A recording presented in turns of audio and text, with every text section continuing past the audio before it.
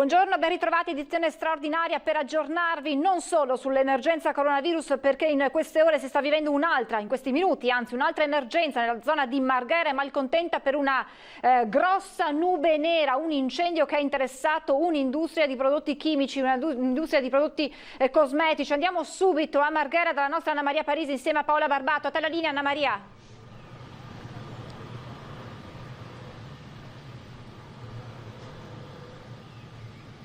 Mi senti, Anna Maria? Anna Maria, mi senti?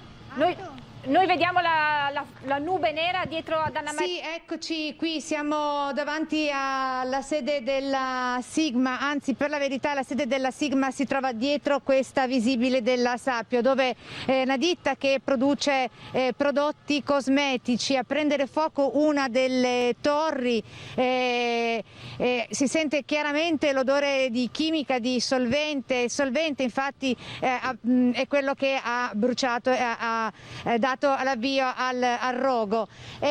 Si parla di... Ancora non si sa la portata di questo grossissimo incendio, perché è divampato già da oltre un'ora. Vedete questa alta fumo, nube nera è visibile non soltanto da qui, da dove ci troviamo noi lungo la Romea, ma anche dal centro di Mestre, anche dalla stessa laguna. È impressionante, continuiamo a vedere anche dei focolai che divampano ogni tanto, c'è un odore fortissimo, acre, terribile. E adesso sentiamo, scusate, è arrivato in diretta? Vediamo cosa sì. succede, una cosa che comunque abbiamo già Buongiorno, denunciato. sì, scusa, Buongiorno. Tu lavori... Sì. Prego, vieni, siamo in onda in Io diretta. sono Bello Marco, faccio parte dell'RSU, della Tribù Sigma di questo stabilimento. Cosa è successo? Allora, le notizie che ho io è che stamattina, 2 ore fa, è scoppiato un TK, un serbatoio. Adesso è da capire quale serbatoio sia scoppiato. Una cosa che comunque anche noi lavoratori abbiamo sempre denunciato, questa cosa qua. Ma come ha fatto a prendere fuoco e a scoppiare un serbatoio? Inizialmente si pensava che fosse una delle torri delle Tracchi, no? Ma sinceramente sarebbe stata molto più alta la nube. Confermo la Tribù Sigma, la nostra azienda qui. Conferma che producete prodotti cosmetici? Sì, prodotti per la cosmetica, c'è stato uno scoppio e adesso è da verificare cosa è scoppiato e come hanno circoscritto. Si parla di uno che è stato avvolto dalle fiamme, e da capire se è un ferito, come sono le sue condizioni e che condizioni. Quando è successo esattamente il fatto? Intorno alle 10, poco dopo le 10? Sì, quella è l'ora. Io ero a casa perché smontavo dal turno di notte, sono smontato questa mattina da notte. Sentiamo? Sì, dicono di rimanere all'interno delle proprie camere o case pressurizzate, in questo caso di emergenza. Ah, ecco, all'interno della fabbrica? Sì. Sentiamo cosa dice esattamente. Sale quadri, camere pressurizzate e case e quant'altro nelle vicinanze. Quanti sono i lavoratori che erano presenti al momento dello scoppio? Penso saranno stati una trentina. Più o meno, il turno montante e con i giornalieri più o meno una trentina. A braccio, ovviamente. Ci sono altri feriti? Io so attualmente, perché ormai il telefonino sta andando, siamo collegati col gruppo dei lavoratori. Di lavoro, quindi sei collegato con chi è dentro fisicamente? Sì, fisicamente, chi è dentro fisicamente. È scoppiato qua e quindi sì. Stiamo sentendo adesso, sembrerebbe che fiamme non se ne vedono più. E quindi perché infatti ogni tanto si vede che riprende vigore purtroppo il fuoco, si vedono nuove fiamme di tanto in tanto. Perché i serbatoi sono vicini, perché ci sono le materie prime, ci sono le materie di stoccaggio e quindi ovvio, è una catena, è quasi una catena. Senti, si hanno altre notizie di questa persona che è rimasta, sembra gravemente? No, perché sto sentendo, chiamando, sto guardando il gruppo e non si sa nulla, non si sa nulla altro. Si sa che comunque c'è stata una persona investita, sicuramente sì. Grazie, ti lascio ai colleghi per un'altra intervista e ti chiedo gentilmente se poi puoi, vai pure dai colleghi, se poi puoi restare perché magari ci fornisce direttamente gli aggiornamenti, visto che il rappresentante della RSU, della Sigma, l'azienda dove è divampato il rogo, è in stretto contatto con i lavoratori che si trovano all'interno. Dunque l'avete sentito, il bilancio di quelli provvisori sembra ci sia un ferito in gravissime condizioni, addirittura una torcia umana, da quanto raccontava il sindacalista, un lavoratore che è rimasto proprio investito e letteralmente avvolto dalle fiamme. E adesso sentiremo naturalmente anche il SUEM per capire le condizioni di questo lavoratore ed eventualmente di altri che possono essere malauguratamente rimasti coinvolti in questo terribile rogo. Dicevo che si fa veramente fatica a respirare e non per l'uso della mascherina, che ce l'abbiamo anche per altri motivi, come è noto, ma perché proprio è un odore di chimica che ti prende in gola. Infatti mi raccomando, voi che ci state seguendo da casa, i consigli sono quelli di chiudere le finestre, chiudete tutte le finestre e non uscite da casa. Questo è il consiglio che arriva anche dal comune e dagli stessi vigili del fuoco. Nel frattempo tutta l'area intorno a noi, se Paola riesce un attimo, lo so è difficoltosa la cosa perché ci sono anche i cavi eccetera, sta anche piovendo, la zona tutta intorno a noi, siamo lungo la Romea, è stata proprio chiusa al traffico. Noi siamo arrivati qui immediatamente appena accaduto il fatto e nessuno può più transitare, tranne noi della stampa a cui è stato permesso di restare per documentare e raccontare il fatto. Adesso vedete dietro di me tutte le forze dell'ordine, polizia, carabinieri, finanza, vigili del fuoco. Prima abbiamo visto anche l'elicottero dei vigili del fuoco che monitorava dall'alto la situazione, che è veramente terribile, tremenda. Al momento quindi il bilancio è di questo ferito grave, un lavoratore che sarebbe stato coinvolto e avvolto letteralmente dalle fiamme. Sentiamo dal rappresentante sindacale un ultimo aggiornamento, ci sai dire qualcosa di più? No, l'ultimo aggiornamento non ho niente di più, è che una persona è stata investita e probabilmente anche più di una persona. Ah, si parla di altri feriti o di vittime? Non si sa, direi una cosa per un'altra. Quello che non ho detto prima è che noi come RSU in questa settimana abbiamo denunciato l'azienda di come stiamo lavorando e dovevamo avere un incontro in settimana o la prossima settimana per parlare di queste tematiche, di questi problemi. Ma perché? Com'è che state lavorando? Quali sono i rischi? L'abbiamo visti nel concreto, ma perché è successo questa esplosione? Il perché non lo sappiamo, il perché. Sappiamo solo che le cose che vediamo tutti i giorni le denunciamo e l'incontro con l'azienda era a stabilire proprio questo. Dipende adesso da capire perché è successo e come è successo. Grazie, adesso ti lasciamo, vedo che devi raggiungere anche le forze dell'ordine e quindi qui intanto sta iniziando a piovere sempre più copiosamente. Io non sento il ritorno in studio, quindi vi restituisco la linea e cerco di collegarmi con voi per altri aggiornamenti, se siete d'accordo. Sì, grazie Anna Maria, grazie. E chiedici la linea appena hai ulteriori aggiornamenti, ulteriori novità. Intanto grazie per questo aggiornamento. La raccomandazione è quella di rimanere chiusi in casa e di chiudere porte e finestre, perché l'avete sentito anche dalla collega, il fumo è acre e il rischio chimico è molto elevato e queste dunque sono le raccomandazioni in questo momento che stanno arrivando dal Comune di Venezia, che sta monitorando la situazione. Quindi mi raccomando, tenete porte e finestre chiuse. Noi torneremo naturalmente a collegarci collegarci nel corso di questa edizione straordinaria con Marghera e con la collega per avere tutte le novità su questo grande incendio, soprattutto per capire se e quante sono le persone coinvolte, i feriti e le loro condizioni. Noi torniamo a parlare di emergenza coronavirus, delle novità che sono attese in giornata, perché a minuti, tra 20 minuti, ci sarà il Consiglio dei Ministri durante il quale il Premier Conte illustrerà i contenuti del decreto riaperture, quindi della ripartenza che tanti italiani stanno aspettando, anche di capire le modalità. Abbiamo proprio in collegamento il ministro Federico D'Incà, il ministro per i rapporti con il Parlamento. Buongiorno ministro, sappiamo che ha i minuti contati proprio perché tra poco sarà anche lei in Consiglio dei Ministri. Ci scusi per il ritardo, ma c'è questa emergenza appunto a Marghera. Allora ministro, buongiorno, intanto mi sente? Noi non la sentiamo, c'è un problema probabilmente con l'audio. Continuiamo a non sentire il ministro.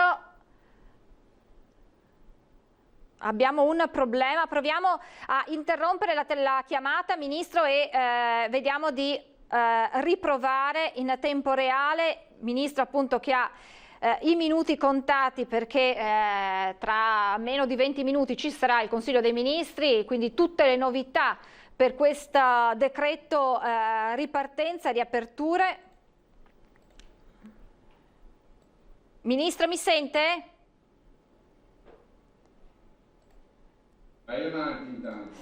Allora, al momento ci sono alcune indiscrezioni, o perlomeno stanno emergendo quelle che potrebbero essere le novità.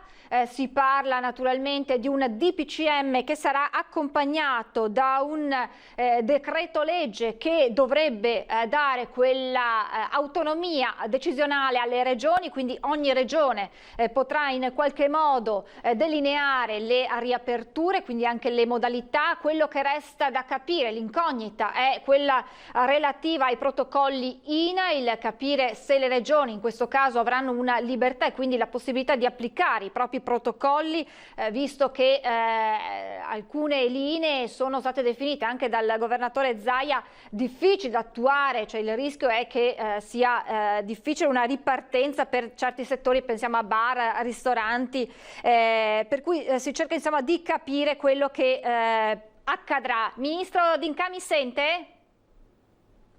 Però noi non sentiamo lei, continuiamo ad avere un problema con l'audio del ministro D'Incà. Ora, in attesa di sistemare anche l'audio con il ministro, come detto, si cerca di capire quelle che saranno le modalità per le riaperture, in particolare resta da capire per bar e ristoranti, sembra che adesso le distanze saranno di 2 metri, quindi il distanziamento sarà di 2 metri e questo potrebbe ulteriormente in qualche modo così complicare quelle che sarà la riapertura di queste categorie, già insomma in qualche modo in difficoltà dal lockdown di questi 2 mesi. Si parla anche della possibilità degli spostamenti interregionali, quindi tra regione e regione, a partire dal 3 di giugno. Naturalmente sarà da capire con che modalità. Il ministro Boccia ancora qualche giorno fa aveva parlato della possibilità di spostarsi perlomeno tra regioni confinanti, laddove la situazione epidemiologica sia la stessa e quindi insomma dove i contagi dove la situazione dei contagi è positiva e quindi simile tra regioni, permettere gli spostamenti. Adesso sembra emergere un dato in più. Scusate, nel frattempo io cerco di nuovo di collegarmi con il ministro. Si parla di una possibilità di spostarsi in tutta Italia liberamente, salvo provvedimenti delle singole regioni, ovvero se ci saranno delle regioni che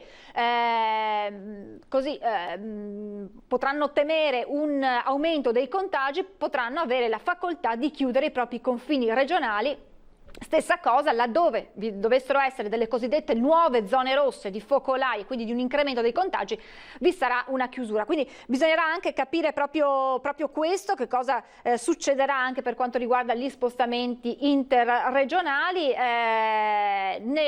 In tutto questo la farà da padrona i dati che le regioni sono state chiamate ad inviare al governo, quindi sul tavolo del Consiglio dei Ministri e quindi del Premier Conte e del Ministro Speranza, con il quale si confronteranno. Ci saranno i dati di i dati epidemiologici, quindi un focus sulla situazione dal 4 di maggio, quando c'è stata la prima riapertura. Io chiedo alla regia di farmi sapere se nel frattempo abbiamo l'audio con il Ministro D'Incà per capire insomma le novità.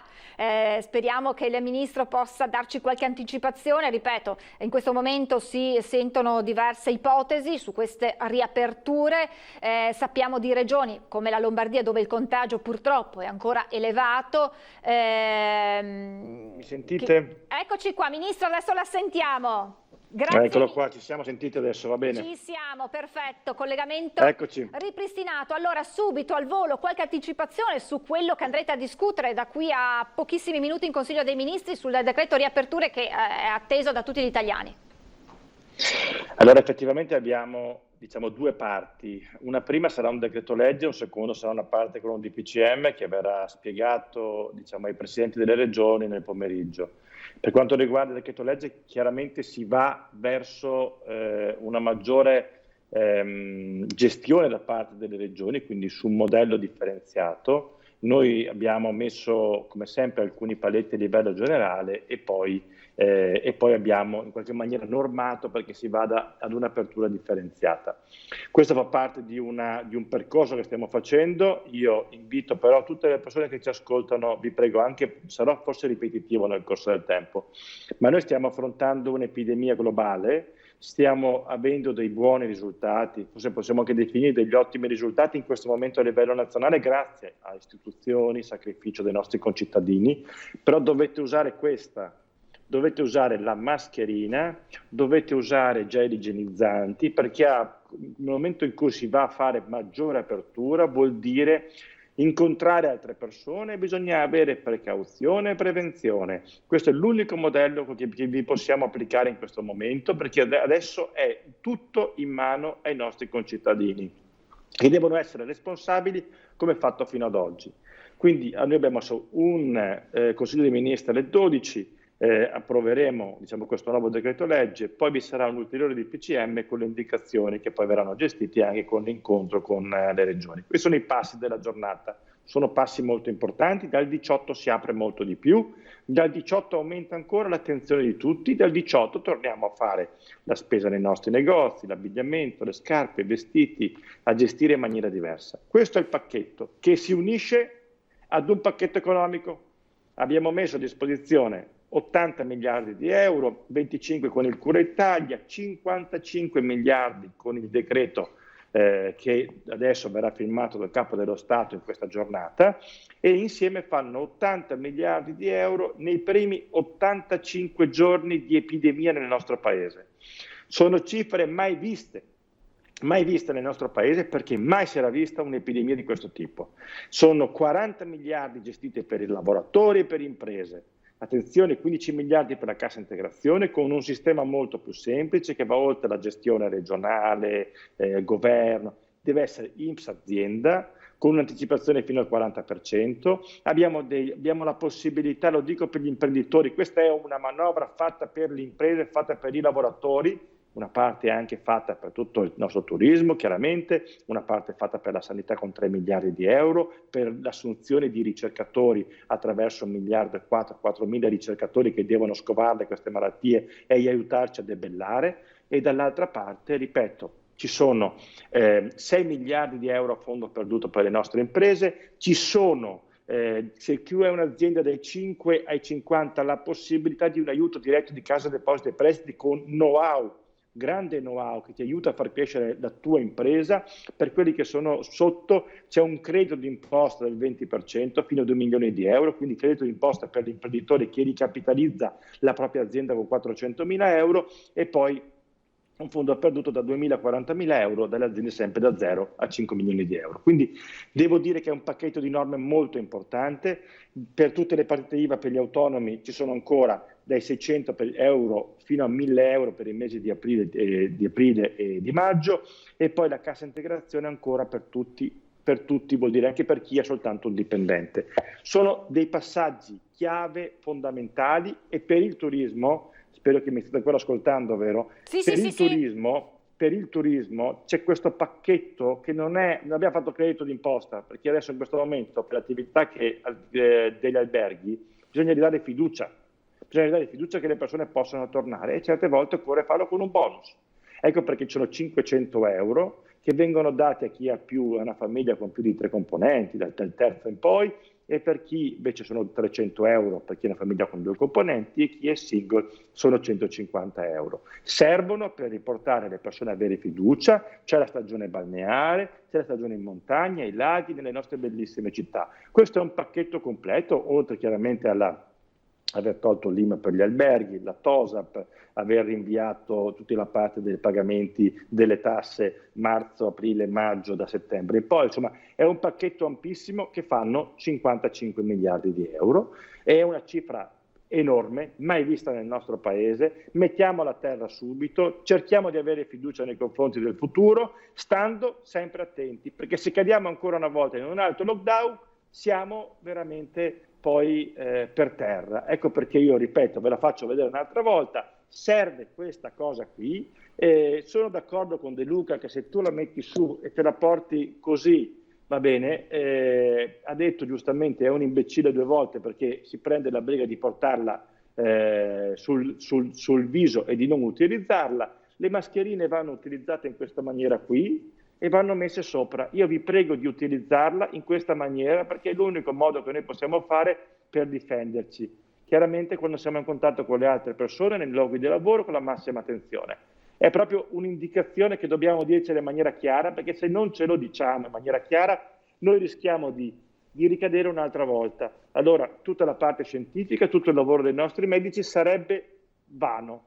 Ecco perché dobbiamo porre la massima attenzione e riprenderci la nostra vita. Ecco, è importante questo messaggio, è importante anche questa immagine, Ministro, perché insomma arriva da una figura istituzionale così importante, ed è fondamentale che la responsabilità adesso sia nelle mani dei cittadini, che sono chiamati a questa ennesima, dopo insomma 2 mesi di comportamenti corretti, ancora dimostrare di tenere insomma alla salute di tutti. Un'ultimissima battuta: possiamo aspettarci quindi già in serata un discorso del Premier Conte per illustrare anche ai cittadini quelle che saranno le misure e i contenuti di questo decreto? Signori, adesso se fa il discorso non va bene, se non lo fa non va bene ancora. Con discorso, senza discorso, da lunedì ritorniamo ad avere delle libertà maggiori, quelle che ci appartengono, nulla di più che la nostra Costituzione. Però è anche vero che dobbiamo stare particolarmente attenti, seguire le indicazioni che ci verranno date, e io lo dico anche continuamente anche ai tanti presidenti di regione. Non faccio indicazioni, non è rivolto a quello del Veneto, a Luca Zaia, non è rivolto a tutti. Ho sempre visto moltissimo protagonismo e le colpe erano tutte quante del governo. Si andrà a poter dare maggiore responsabilità alle regioni. Fatene buon uso, perché altrimenti noi rischiamo di ritrovarci un'altra volta nel secondo lockdown. Se prima, sapete che non sono uno di quelli che fa protagonismo, che vuole le interviste tutti i giorni, certe volte dovrei anche parlare di più, ma questo è il momento di fare i fatti, di parlare poco. Noi abbiamo messo i soldi, abbiamo fatto uno sforzo enorme anche a livello europeo a convincere tutti per fare i passi in avanti. Qui serve un grande aiuto una grande presa di posizione da parte di tutti, perché ci aiutiamo nelle prossime settimane a fare i passi in avanti per proteggerci l'uno nei confronti dell'altro. È una cosa importantissima poterci aiutare e uscirne velocemente e riprenderci la nostra vita. Spostamenti interregionali, Ministro, l'ultimissima battuta, poi la lasciamo al Consiglio dei Ministri? Non ce ne sono fino al 2 giugno. Interregionali, spostarsi da una parte all'altra non ce ne sono ancora. Ecco, Spostamenti regionali ce ne sono, e signori, bisogna anche cercare di porre la massima attenzione non saranno dal 18 e spero che dopo non inizi tutta la trafela delle cose che non si possono fare un giorno in più, un giorno in meno. Accettiamo anche alcune regole che ci vengono date, che ci hanno salvato la vita fino adesso. È un paese che ha ancora 70.000 casi, 80.000 casi positivi, muoiono ancora 260 persone come ieri, sono tantissime. Io vengo da Belluno, per me 260 persone sono un paese, per cui dobbiamo assolutamente stare attenti in maniera quotidiana, perché è il nostro compito, è il nostro dovere come concittadino. E c'è ancora qualche restrizione, va bene, accetteremo ancora qualche restrizione. Se pensiamo al percorso che abbiamo fatto in questi 85 giorni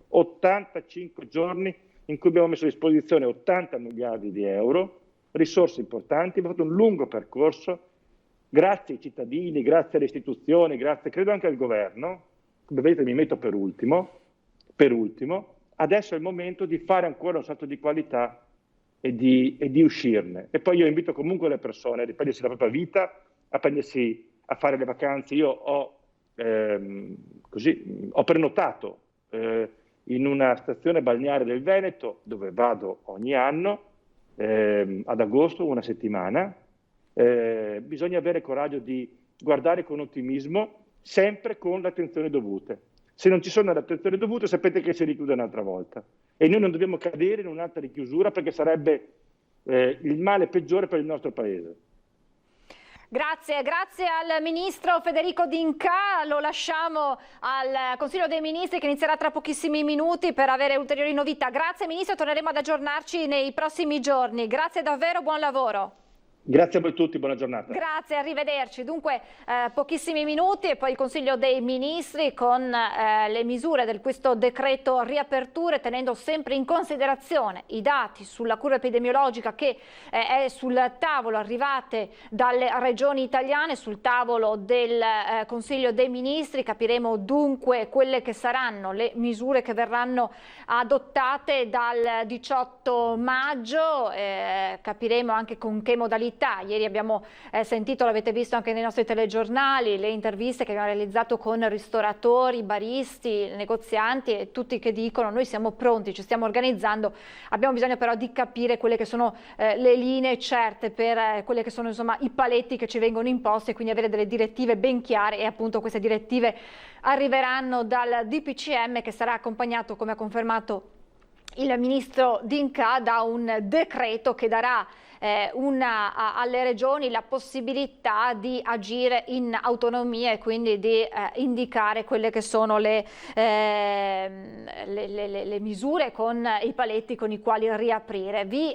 Abbiamo in apertura, vi ho detto che questa edizione straordinaria sarebbe stata dedicata certo a tutti gli aggiornamenti sull'emergenza coronavirus, ma anche sull'emergenza che si sta vivendo da questa mattina dalle 10 a Marghera, in zona Marghera Malcontenta, con un incendio che ha interessato un'azienda di prodotti chimici, un'azienda di cosmetici. C'è stata un'esplosione seguita poi, sembra esserci stata un'esplosione seguita poi, ecco lo vedete, da questa enorme nube nera a rischio chimico molto elevato. Per questo l'invito, l'appello che arriva dal Comune ai cittadini è quello di rimanere in casa e di chiudere porte e finestre. La nostra collega Anna Maria Parisi, che si trova sul posto, ha testimoniato proprio direttamente il forte odore acre che colpisce, ci ha detto, nonostante lei indossi la mascherina,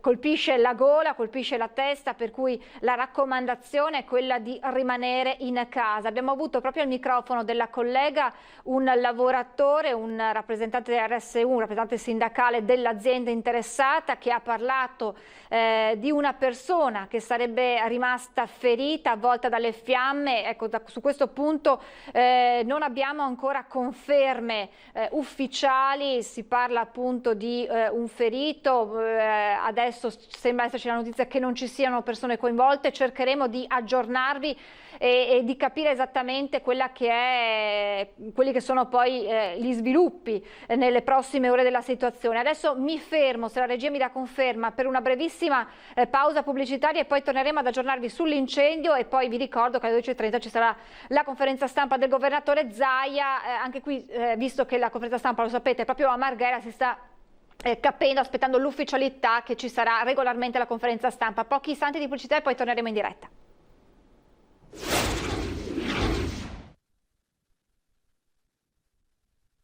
In attesa di collegarci di nuovo con la collega Anna Maria Parisi, che si trova proprio sul posto. Violento incendio in una ditta Marghera, alta colonna di fumo nero, allarme chimico, state a casa e chiudete le finestre. Questo è l'invito dal Comune di Venezia, che anche noi continuiamo a ricordare a tutti quanti. Gravissimi 2 operai. Questo è al momento quello che scrive il sito del Gazzettino, ed è quanto ci ha detto anche il rappresentante sindacale dell'RSU, il lavoratore dell'azienda interessata, che ha parlato di una persona, poi ha aggiunto probabilmente 2 interessate, 2 feriti, e da capire le loro condizioni. Torneremo a collegarci con Anna Maria, nel frattempo cercheremo anche di collegarci con l'assessore alla protezione civile, l'assessore Bottacin. Dovremmo averlo in linea proprio tra pochissimi minuti. Nel frattempo saluto il presidente di Confindustria Veneto, Enrico Carraro, che abbiamo in collegamento via Skype. Buongiorno Presidente.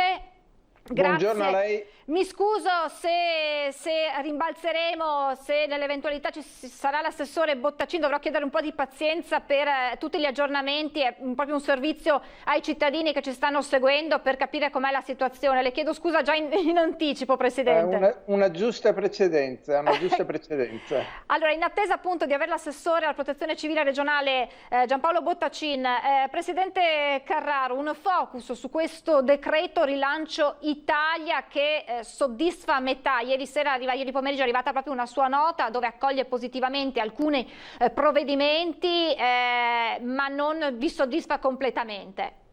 Intanto molta prudenza, perché tante volte abbiamo visto una dichiarazione che poi si è trasformata negli atti in altre cose. È una prima bozza e poi soggetta anche a ulteriori revisioni.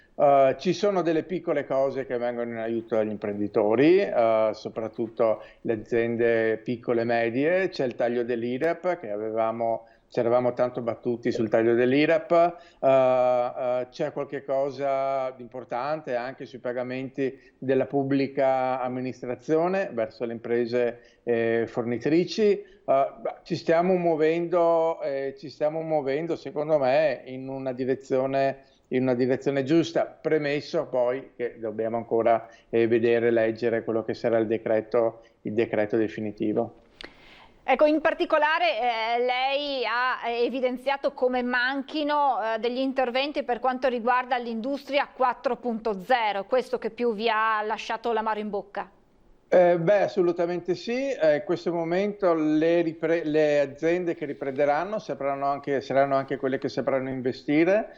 Saranno quelle che saranno capaci di aumentare la loro competitività. Per far questo ci vogliono investimenti. Stiamo parlando tutti ormai in questi giorni di riportare anche produzioni dalla Cina, dall'India. Stiamo parlando di una reshoring, si dice, ovvero reimportare alcune produzioni nei nostri territori. Questo lo si fa se riusciamo a rendere ulteriormente competitive le nostre aziende. Per far questo abbiamo bisogno anche di investimenti tecnologici e di aiuto e di sgravi per chi fa investimenti. Noi stiamo guardando sia la fase emergenziale, c'è bisogno di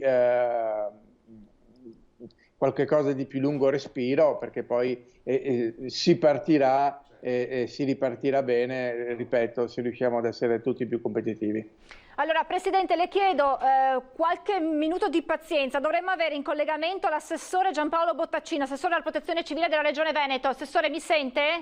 Eccola, io la vedo. Sì. Eccoci, Assessore, io buongiorno. Ci aggiorni insomma, un messaggio ai cittadini per capire esattamente quello che sta succedendo. Al momento le notizie sono un po' frammentarie, facciamo un attimo il punto su questo vasto incendio nella zona di Marghera, Malcontente, in un'industria chimica. Prego, Assessore.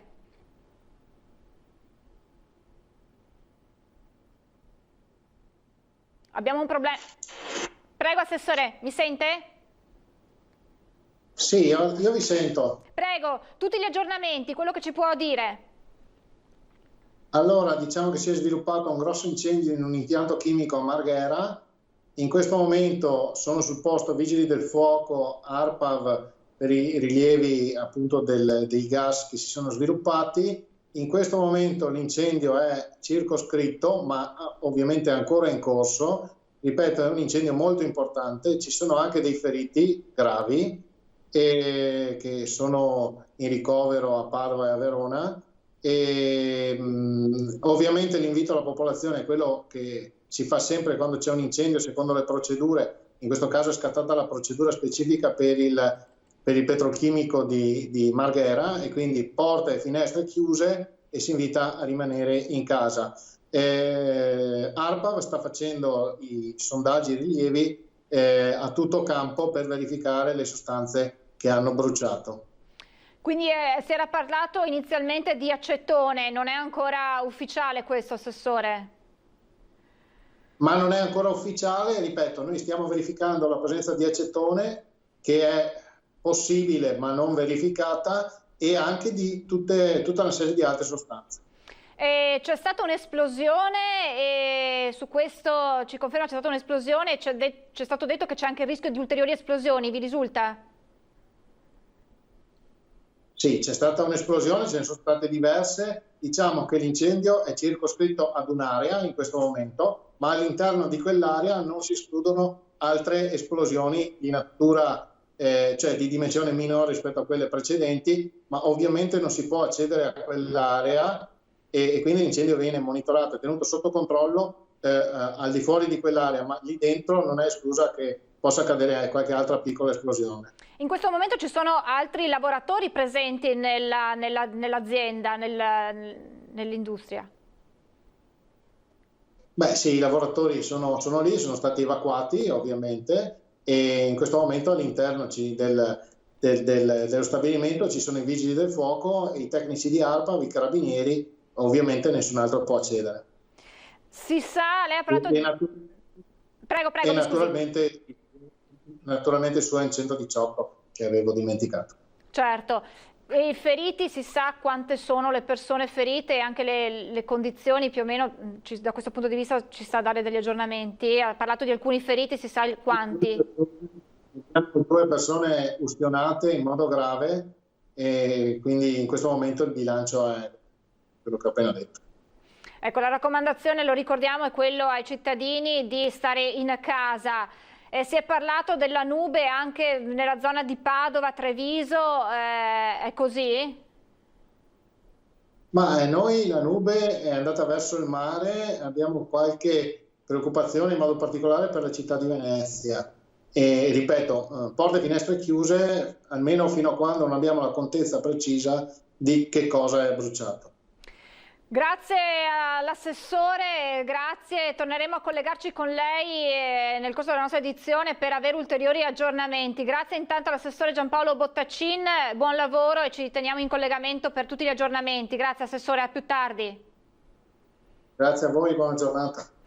Grazie all'assessore Giampaolo Bottacin. Dunque massima attenzione, porte e finestre chiuse, state in casa perché insomma la situazione in questo momento è seria. Avete sentito un incendio molto importante e fortunatamente al momento circoscritto. Ci sono diversi feriti gravi. Tornerei dal presidente di Confindustria Veneto, al quale chiedo nuovamente scusa, lo ringrazio per l'attesa, Enrico Carraro, con il quale stiamo parlando insomma delle misure, stiamo tornando a parlare naturalmente di emergenza coronavirus, delle misure previste dal decreto Rilancio Italia. Presidente, la CGIA di Mestre in un'analisi ha detto che non sono però misure sufficienti, non sono abbastanza per far fronte a quelle che sono state le perdite delle imprese in questi mesi di lockdown. Sì, mi permette prima così di fare un augurio anche ai feriti, alle famiglie dei lavoratori. È un momento particolare per tutti, quello che stiamo vivendo, e questi accadimenti assumono toni ancora più drammatici in queste giornate. Ho visto il rapporto della CGIA, di Mestre, come le dicevo prima, infatti la nostra è siamo parzialmente contenti. La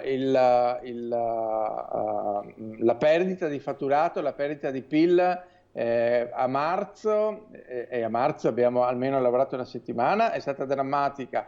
I dati di aprile devono ancora arrivare, quindi siamo di fronte a una catastrofe dal punto di vista economico. Io sono abbastanza preoccupato perché siamo di fronte a mesi molto complicati per noi, per il mondo di lavoro. Abbiamo già perso decine di migliaia di posti di lavoro qui in Veneto. Tutto non potremo avere perché sappiamo bene che i cordoni della borsa sono quelli che sono. Ci siamo concentrati anche noi come Confindustria su alcuni aspetti dove pensavamo e ne abbiamo avuto conferma e il governo ci potesse venire incontro. Come dicevamo prima del collegamento, poi ci sono anche altri elementi sulla quale stiamo lavorando. Che fase 2 avanzata sarà quella dal 18 maggio e quali sono le vostre previsioni per il futuro, un futuro quanto mai incerto in questo momento? Allora, un futuro quanto mai incerto. Il Veneto, poi devo dire, è una regione particolare che viveva molto di turismo, c'erano 19 miliardi di fatturato di turismo all'anno nella nostra regione, questi sono, se lo dobbiamo dire, parzialmente compromessi, se non totalmente. Le aziende che lavorano sui mercati interni stanno lavorando molto a rilento, la grande distribuzione non food è ancora chiusa. Lavora meglio chi è nel settore delle esportazioni, ma non come prima, cioè abbiamo ripreso, le aziende anche che esportavano, soprattutto nel settore della meccanica, hanno ripreso, ma con volumi decisamente inferiori. Alcuni settori, poi parlo del legno, dell'arredo, della moda, sono in grandissime difficoltà. È stata rinnovata la cassa integrazione e questo qui è una cosa molto importante che permetterà a molte aziende così, soprattutto a molti lavoratori, di far fronte ai prossimi mesi. Previsioni è molto complicato farle in questo momento. Dobbiamo essere però molto prudenti, dobbiamo avere molta fiducia che le cose poi riprenderanno, ma non dobbiamo sottovalutare ogni rischio che si profila ogni giorno. Dicevo prima, un autunno difficile, un autunno complicato, andremo lì a misurare quelli che sono gli effetti di questa crisi e soprattutto andremo a verificare i consumi interni se e come riprenderanno.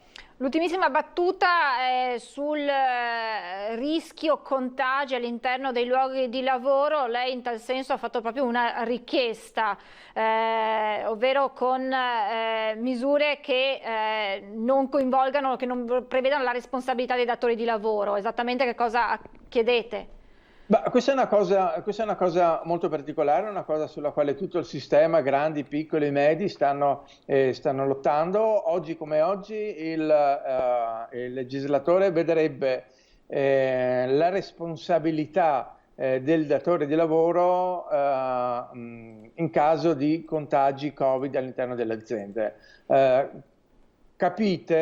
Capiamo che è impossibile determinare dove il lavoratore ha contratto il virus. In questo momento, finito anche il lockdown, l'imprenditore e l'impresa che si trova un lavoratore positivo all'interno, come si può determinare che il virus sia stato preso in azienda, ovvero nella vita sociale del lavoratore, al supermercato, in famiglia, in ospedale? È una cosa, questo qui, veramente inconcepibile, se no spiegatemi anche perché non si il Covid e non il morbillo, non la rosolia, non altre cose. Questa qui è una cosa molto delicata e che mette in agitazione molti imprenditori, perché i rischi sono di tipo penale. Noi abbiamo sottoscritto un protocollo per la sicurezza nelle nostre aziende, lo stiamo tutti applicando, perché lo Spisa l'ha fatto dei controlli a tappeto ormai e non ha trovato forse qualche caso, ma veramente sono unici, qualche caso di aziende che poi si sono dovute adeguare.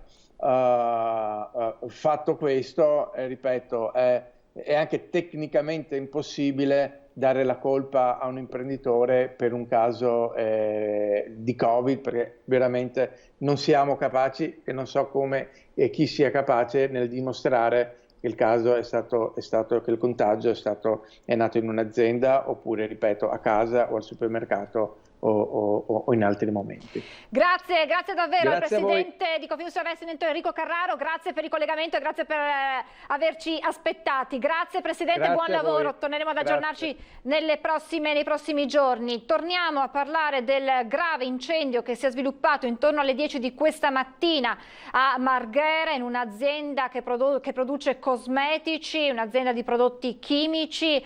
Impressionanti le immagini, chiedo alla regia di riproporle, della nube nera che si è alzata e che era visibile a diversi chilometri di distanza, un odore acre, ci ha testimoniato anche la collega Anna Maria Parisi, con la quale ci dovremo collegare a breve. Chiedo infatti un riscontro alla regia, se Anna è presente, Anna Maria Parisi è presente. Abbiamo sentito l'assessore Bottaccina, l'assessore regionale a protezione civile Giampaolo Bottaccina, che ci ha parlato appunto di questo incendio al momento circoscritto che ha interessato questa industria che produce prodotti chimici. Ci sono state una serie di esplosioni e purtroppo ci sono anche diversi feriti che hanno riportato gravi ustioni, si trovano ora ricoverati negli ospedali di Padova e Verona. È un incendio, una situazione molto importante, il rischio chimico, l'ho appunto anche testimoniato Anna Maria Parisi, è elevato. Per questo l'invito che continuiamo a ripetere a tutti i cittadini è quello di non uscire, di tenere porte e finestre chiuse. Sul posto naturalmente i vigili del fuoco che hanno circoscritto l'incendio e i tecnici dell'ARPAV per i rilievi necessari in questa situazione, per capire dunque anche qual è la sostanza che si è sprigionata da questa esplosione. Il vento a quanto pare sta sospingendo la nube verso il mare. C'è proprio un post del sindaco di Padova Sergio Giordani che dice: dai contatti in corso emerge che la nube ad ora non dovrebbe interessare il nostro territorio, dirigendosi sospinta dai venti verso est. Comunque la situazione continua ad essere monitorata, si cerca di capire l'evoluzione della situazione, cercheremo anche di capire quanti sono le persone coinvolte, i feriti. Al momento all'interno dell'azienda ci sono altri operai che erano in turno in quel momento, una trentina di persone che erano in turno, ci ha detto proprio il rappresentante sindacale lavoratore che era al microfono. Ed ecco, rivedo Anna Maria Parisi in collegamento da Marghera. Anna Maria, a te la linea. Sì, allora l'aggiornamento qui sembra essere di quelli piuttosto drammatici. Sembra ci sia più di una persona appunto coinvolta nel rogo. Si parla di 3 persone ferite, di cui una gravissima che sembra essere in pericolo di vita e sembra che stia davvero lottando per la vita in queste ore all'ospedale All'Angelo, dove si trova ricoverata insieme ad altri 2 lavoratori. Le condizioni per cui si teme maggiormente sono quelle del primo operaio di cui si è avuto notizia, del lavoratore che è stato letteralmente avvolto dalle fiamme. Le sue condizioni sono veramente gravissime e ci giunge notizia appunto che stia lottando per la vita, ma al momento non sembra che ci siano buone speranze per lui. Nel frattempo qui la pioggia ha permesso anche di dare una mano all'intervento dei vigili del fuoco, ma l'odore resta sempre molto acre, molto forte e davvero un qualcosa che prende anche le vie respiratorie, si fa proprio fatica a respirare. Ci sono anche dei colleghi che hanno accusato dei malori con forte mal di testa. Adesso, se permettete, uscirei un attimo dall'inquadratura della Nicoletta, perché vedo che stanno arrivando dei rappresentanti sindacali. Vado letteralmente a prenderli. Ecco, scusa Marco, tu permesso, scusate, siamo in onda in diretta. Chi è il rappresentante sindacale? Sì, sono il segretario territoriale di Venezia della FEMCA CISL, Coco Francesco. Ecco, Francesco Coco, che cosa sta succedendo nel frattempo all'interno? Niente, all'incirca alle 10 di stamattina... questo lo sappiamo, ma adesso sì. La situazione gentilmente com'è? Stanno un attimo cercando di calmare le fiamme, quello che è certo che ci sono 2 feriti, si parla addirittura di un morto, ma ancora non abbiamo assolutamente la certezza. Cioè, un morto, quindi sarebbero precipitate le condizioni del primo lavoratore che è stato investito dalle fiamme? Ci dicono di sì, spero venga smentita la notizia del morto, ma adesso ci stanno dando questa triste notizia, da recente, da pochi minuti. Nel frattempo il rischio chimico è proprio evidente qui, no? Esatto. Nel senso che facciamo fatica a respirare anche noi. Esatto, l'aria comincia a diventare pesante, già a Mestre, dove noi comunque abbiamo la sede provinciale, ci hanno dato già l'ordine di tenere tutte le finestre chiuse, stanno passando la polizia locale, le forze dell'ordine nel dire alle persone di tenere chiuse le finestre proprio perché l'aria inizia a diventare pesante. Situazione preventiva? Ecco, quindi non si hanno altri aggiornamenti, non ci sono altri feriti al momento? Fortunatamente no, però... Si era parlato di un numero più cospicuo inizialmente. Esatto, adesso come feriti a livello di ustione eccetera no, però ci potrebbero essere degli intossicati. Questo stiamo attendendo notizie momento per momento, speriamo venga circoscritto abbastanza il numero di feriti o di potenziali vittime, speriamo bene. Ecco, grazie per gli aggiornamenti. Dunque avete sentito un bilancio veramente drammatico, sembra di una vittima, ci deve giungere conferma. Nel frattempo vediamo alle nostre spalle il fumo che continua incessantemente a purtroppo prendere ancora forma lungo il cielo di Marghera e Malcontenta, Mestre, Terraferma e anche lungo la laguna. Allora dicevo il bilancio, sì prego venite, siamo in diretta TV, no puoi venire, ci raggiunge un altro sindacalista, dicevo il bilancio. Sono il segretario provinciale della FEMCA di Venezia, ecco. Il segretario generale. L'azienda l'ho sempre seguita io negli anni scorsi e la situazione secondo noi è scandalosa, nel senso che abbiamo convocato l'azienda dal prefetto per denunciare la situazione di sicurezza. L'azienda ha avuto il che dire che abbiamo provocato un danno di diffamazione sulla stampa e ci ha denunciato. Questo è successo a dicembre dell'anno scorso. Poi il giorno 13 scorso voi avete chiesto un altro incontro. Dopodiché l'azienda, nonostante l'incontro dal prefetto, nonostante le nostre denunce, abbiamo rifatto una richiesta di incontro per il giorno 13, abbiamo spedito una lettera e non ci ha hanno nemmeno risposto, e ad oggi dobbiamo assistere a questa situazione. Si parla di sembra una vittima che sarebbe il primo operaio che è rimasto avvolto dalle fiamme, e poi altri 2 feriti gravi e un numero imprecisato di intossicati. Allora, questa cosa qui non c'è ancora nota, nel senso che abbiamo visto le di soccorso, inizialmente ci avevano detto un ustionato di una ditta terza, però di più non sappiamo. Sì, ok, quindi sono notizie che arrivano, grazie. Nel frattempo sono notizie che arrivano minuto per minuto con gli aggiornamenti dall'ospedale di Mestre all'Angelo, dove si trovano ricoverate queste persone. Vi restituisco la linea e poi ci risentiamo più tardi per altri aggiornamenti. Grazie Anna Maria, vediamo anche che sta piovendo, speriamo che questo, Anna Maria, appunto sta piovendo, questo può in qualche modo, diciamo, migliorare la situazione, anche se comunque bisogna tenere chiuse porte e finestre e stare in casa, questa è la raccomandazione, però può aiutare. Può aiutare, sì, come no, nel senso che potrebbe anche spingere oltre questa nube chimica, perché di nube chimica si parla, di nube tossica. Poi nelle ore prossime staremo a vedere anche la relazione dell'ARPAV. Vero è che comunque anche dalla stessa amministrazione comunale è giunta la raccomandazione a tutta la cittadinanza di stare chiusi in casa e tenere le finestre chiuse. Ci mancava anche questa, devo dire. Vediamo anche la macchina, l'automedica che sta arrivando, non riusciamo a fermarla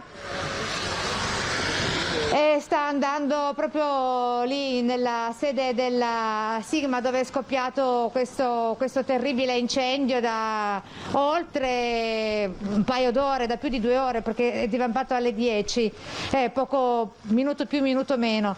Allora adesso vi restituisco la linea per le altre nostre dirette e noi ci risentiamo più tardi a studio. Sì, certo, grazie Anna Maria. A minuti dovrebbe iniziare anche la conferenza stampa del Presidente Zaia, arriveranno anche da lui sicuramente degli aggiornamenti. Poi Anna Maria, chiedici la linea appena hai ulteriori novità. Insomma, abbiamo sentito un altro lavoratore che ha parlato di diversi feriti, 2 gravissimi, sembra almeno 2 gravissimi ricoverati negli ospedali di Padova e Verona. Ha parlato anche di una vittima, ma al momento non c'è l'ufficialità, quindi aspettiamo che arrivi da fonti ufficiali questa notizia. Ci auguriamo che non sia così.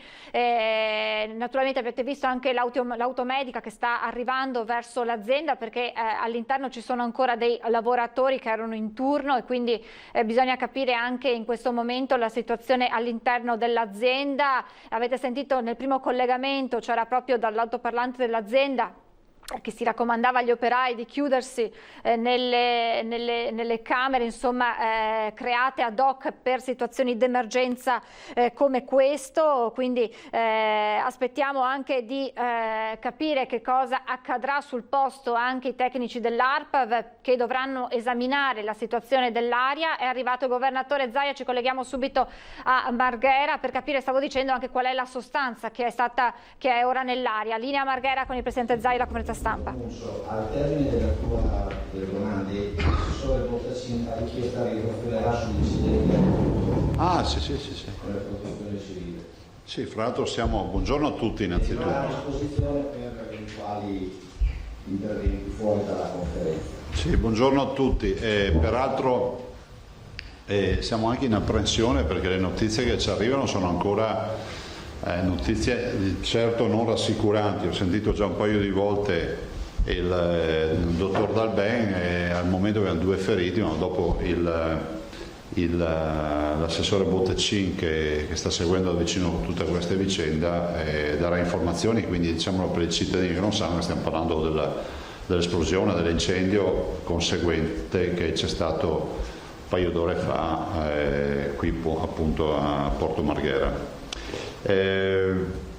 Inizierei con il bollettino e poi con alcune informazioni, però mi permetto anche di dire prima del bollettino a saluto la Città della Speranza, che ci hanno portato un pallone e poi anche una maglietta che facciamo vedere, una maglietta molto bella, quindi pallone e maglietta che invitiamo a comprare perché poi sono tutte donazioni che vanno ovviamente alla ricerca. Città della Speranza sta facendo un lavoro strepitoso ormai da anni e quindi spero che tutti possano aiutare questa grande realtà di ricerca che abbiamo in Veneto. E grazie ancora, salutiamo Stefania Fochesato e i collaboratori che sono qui con lei.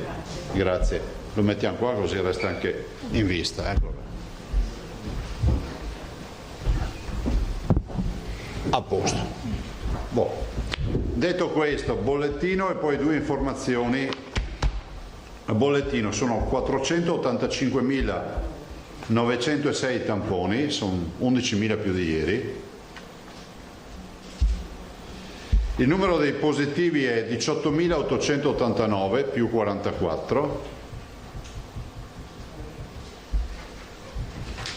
In isolamento abbiamo 4.259 persone, quindi anche rispetto a ieri meno 177. I ricoverati sono 644, ricordate quando avevamo il bollettino con 2.000 ricoverati, e sono 41 in meno rispetto a ieri, dei quali 311 sono ancora positivi e 279 si sono negativizzati. Le terapie intensive vanno a 54 meno 8, quindi ormai possiamo anche dire solo 54 persone in terapia intensiva, meno 8 rispetto a ieri. Fra l'altro dei 54, 24 sono positivi e 30 sono negativi. Secondo i parametri nazionali noi dovremmo emettere un bollettino con scritto terapie intensive 24 persone che sono solo i positivi. I dimessi sono 3.142, sono 40 in più rispetto a ieri. I morti 1.299 in ospedale e in totale 1.762. I nati sono 71. Allora guardate, per rubare poco tempo e andare subito al sodo, poi lascio spazio alle domande e poi agli assessori per le comunicazioni. Dico che si è appena conclusa la videoconferenza con il Premier Conte, con il Ministro Speranza, il Ministro della Salute Speranza e il Ministro per i rapporti con le regioni, il Ministro Boccia. Il Governo ha anticipato che intende portare due provvedimenti, un decreto nel quale stabilisce le linee guida in maniera proprio da decreto, definiamolo così, e dall'altro poi un DPCM a seguire. C'è intendimento di dire, vi dico le parole del Presidente del Consiglio, di stabilire delle date per l'apertura delle spiagge piuttosto che le attività commerciali, piuttosto che dei bar e dei ristoranti, stabilire delle date nazionali alle quali le regioni autonomamente con proprio provvedimento possono derogare anticipando le aperture, e fin qua ci siamo. Accade che il provvedimento, come annunciato, ma non abbiamo visto il testo, dice che possiamo applicare linee guida regionali, però fatto salvo ovviamente il rispetto delle linee guida nazionali. E ovviamente qui si apre il dibattito, cosa vuol dire fatto salvo il rispetto delle linee guida nazionali? L'INAIL non ha fatto delle linee guida dicendo se vai in spiaggia deve stare distante dal tuo vicino di ombrellone, metti i metri, e così accade per i ristoranti. Perché questa è la prima questione cocente e sulla quale noi dobbiamo ovviamente trovare una soluzione, e la soluzione, come vi ho sempre detto in queste ore, è di natura legislativa. Adesso capite perché non ho mai presentato ufficialmente le linee guida, perché sapevo e so che avrei presentato delle linee guida che noi abbiamo. Se volete nominare uno di voi che viene su sopra e a testimoniare che gliele faccio vedere le linee guida, anzi Federico falle portare qua così le vediamo, però non ve le diamo perché è inutile fare una trattativa già tirando fuori le linee guida, almeno io la vedo così. Ce le abbiamo, peraltro ce le abbiamo da giorni le linee guida, le abbiamo assolutamente abbiamo cercato di allinearle anche con quello che ne è venuto fuori dagli accordi, ad esempio delle categorie, insomma, la FIPE ha emanato le sue, cioè quindi la Federazione dei Pubblici Esercizi ha emanato una sua idea di linee guida, e poi altre categorie. Cioè, abbiamo cercato di avere come base la nostra, che è stata fatta in tempi non sospetti. Io penso che la dottoressa Russo abbia iniziato forse un mese fa a farle, no, anche più, a fare le linee guida, perché sapevamo che per la riapertura ci volevano le linee guida. Quando dico dottoressa Russo vuol dire la capo dipartimento del servizio prevenzione della sanità regionale del Veneto, che è la dottoressa che ha fatto il piano di sanità pubblica dei tamponi e di tutto quello che conoscete, le task force per il coronavirus o quant'altro. Quindi adesso è fondamentale che l'azione di confronto, ma questo lo abbiamo detto come governatori, vada nella direzione di capire che le linee guida INAIL sono sicuramente un riferimento, ma non debbono essere un riferimento secondo il quale tu emani le linee guida regionali, sono inutili, cioè prendiamo le linee guida INAIL e le mettiamo lì. Cioè qui c'è un problema di responsabilità penale e giuridica. Siccome noi vogliamo aprire, lo vogliamo fare in maniera assolutamente serena, per non mettere nei guai i nostri imprenditori e i nostri lavoratori. Ricordo sempre che se da un lato l'INAIL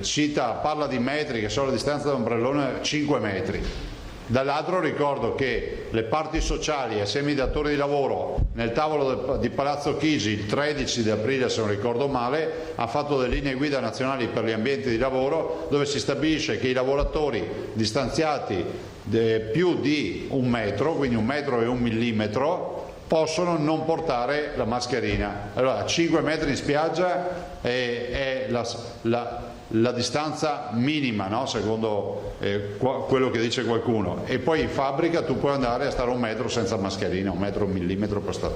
Capite che non sta in piedi il ragionamento. Ma allora, senza nessuna polemica, penso che le linee guida, se sono linee guida INAIL, devono diventare linee guida, non possono stabilire i metri, i centimetri, tutte queste robe, se no non sono linee guida. Una linea guida dice: in spiaggia bisogna che si stabilisca un distanziamento utile per cui non ci siano pericoli, ma le nostre linee guida che sono qua, guardate, e fra l'altro vi dico, sono tutte cartografate con punto per punto, vi dico, tanto per darvi un'idea. Linee guida per ristorazione, attività turistiche, balneazione, strutture ricettive, servizi alla persona, parrucchieri, estetisti eccetera, commercio al dettaglio, uffici aperti al pubblico, piscine, palestre, manutenzione del verde, musei, archivi e biblioteche, avanti così. Cioè qua abbiamo tutto. Però, ripeto, è fondamentale che si faccia l'ultimo passetto in più. Io sinceramente non la vedo problematica ancora la questione. Tutto dipenderà da come poi verrà scritto il decreto che interpreta questa visione. L'intervento che ho fatto io, ma che ha fatto anche Bonaccini, che ha fatto anche Emiliano, e anche Federica e poi gli altri, va nella direzione di dire attenzione che le linee guida devono essere linee guida come riferimento, non possono essere precise al millimetro, perché se no non sono più linee guida, sono assolutamente dei dettami dai quali non si può uscire.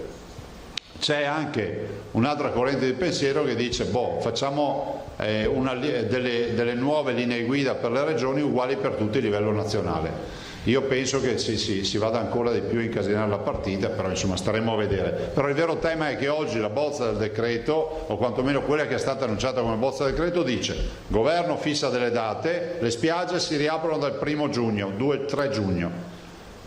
Questa deroga la si può fare, il governo giustamente dice: se si riaprono i trasporti tra regioni e i confini nazionali 3 giugno, noi fissiamo questa data. Poi il Veneto decide che le vuole già aprire subito, sapendo che ci sarà un'attività di preparazione, lo fa. Ovviamente non è vero che non ci sono gli avventori, ci saranno già i primi cittadini che sabato, domenica, weekend o qualcuno che vuole andare in un periodo di bassa stagione a farsi una settimana a prendere aria in montagna o al mare, ci va, ovviamente con delle regole. Questa è la visione. Penso che saranno ore cruciali. Al mezzogiorno avevano il Consiglio dei Ministri, che ovviamente sarà iniziato con un po' di ritardo, mezz'ora di ritardo per la nostra riunione. Avremo già le prime decisioni e dopodiché cercheremo di capire e anche di calibrare e capire come calare per lunedì tutta questa partita. Spero non ci siano sorprese di altro genere. Questo è doveroso dirlo, perché quando si lavora con Roma le sorprese sono sempre dietro l'angolo. E domande, ragazzi? C'è sempre il solito giro, Albino, io ho visto che ti prenotavi, Emiliano, Prigioni, Macchioli, domande? Sì, ok. Altri con la mano alzata? No. Presidente, per riassumere, mi pare che dal 18 maggio lei confermi la volontà di riaprire tutto quello che il governo pensava di aprire dal 1° maggio, dal 1° di giugno. Sì, o ad altre date, perché non è magari faccio un esempio, potrebbe essere che nel decreto ci sia scritto che i parrucchieri li prevedono il 25, non il 18, noi vogliamo anticipare, però il tema sono le linee guida. Appunto, proprio su questa vicenda qui, che mi pare lo snodo di tutta la trattativa tra le regioni e il governo, e che tipo di garanzia legislativa pretendete voi come Presidenti di Regione per poter poi modificare le linee guida? Allora, la mia proposta è che si dica, ma questa è la proposta che ho fatto io, quindi non è delle regioni, ma l'ho fatta io, ho detto guarda Presidente Conte, le dico che forse la via di uscita migliore non è quella di dire le regioni potranno applicare delle linee guida regionali rispettose delle linee guida nazionali, INAIL, ma potrebbe essere che le regioni applicano le linee guida dei loro dipartimenti di prevenzione, sì, che non è la segreteria di un partito, è il dipartimento della prevenzione, e applicano quelle INAIL nazionali nel momento in cui non hanno linee guida regionali, perché c'è anche la situazione nella quale alcune regioni non hanno linee guida. E il Conte cosa le ha detto? Che è una proposta aperta, nel senso che la valuteranno anche questa opzione, che sarebbe quella che ci permette di andare molto più veloci. Per noi che le abbiamo già, direi alcune da mesi, altre completate in questi giorni, ma noi le abbiamo, insomma, un maloppo di roba così non la scrivi copiando su internet le idee degli altri, come ho visto qualcuno che dice. Lo dico soprattutto perché non le ho fatte io, le ho fatte la dottoressa Russo con tutti i suoi, e almeno un po' di rispetto per chi lavora. Ecco, lei non può già ipotizzare rispetto a quelle nazionali un po' più nel dettaglio la proposta vostra? No, aspettiamo.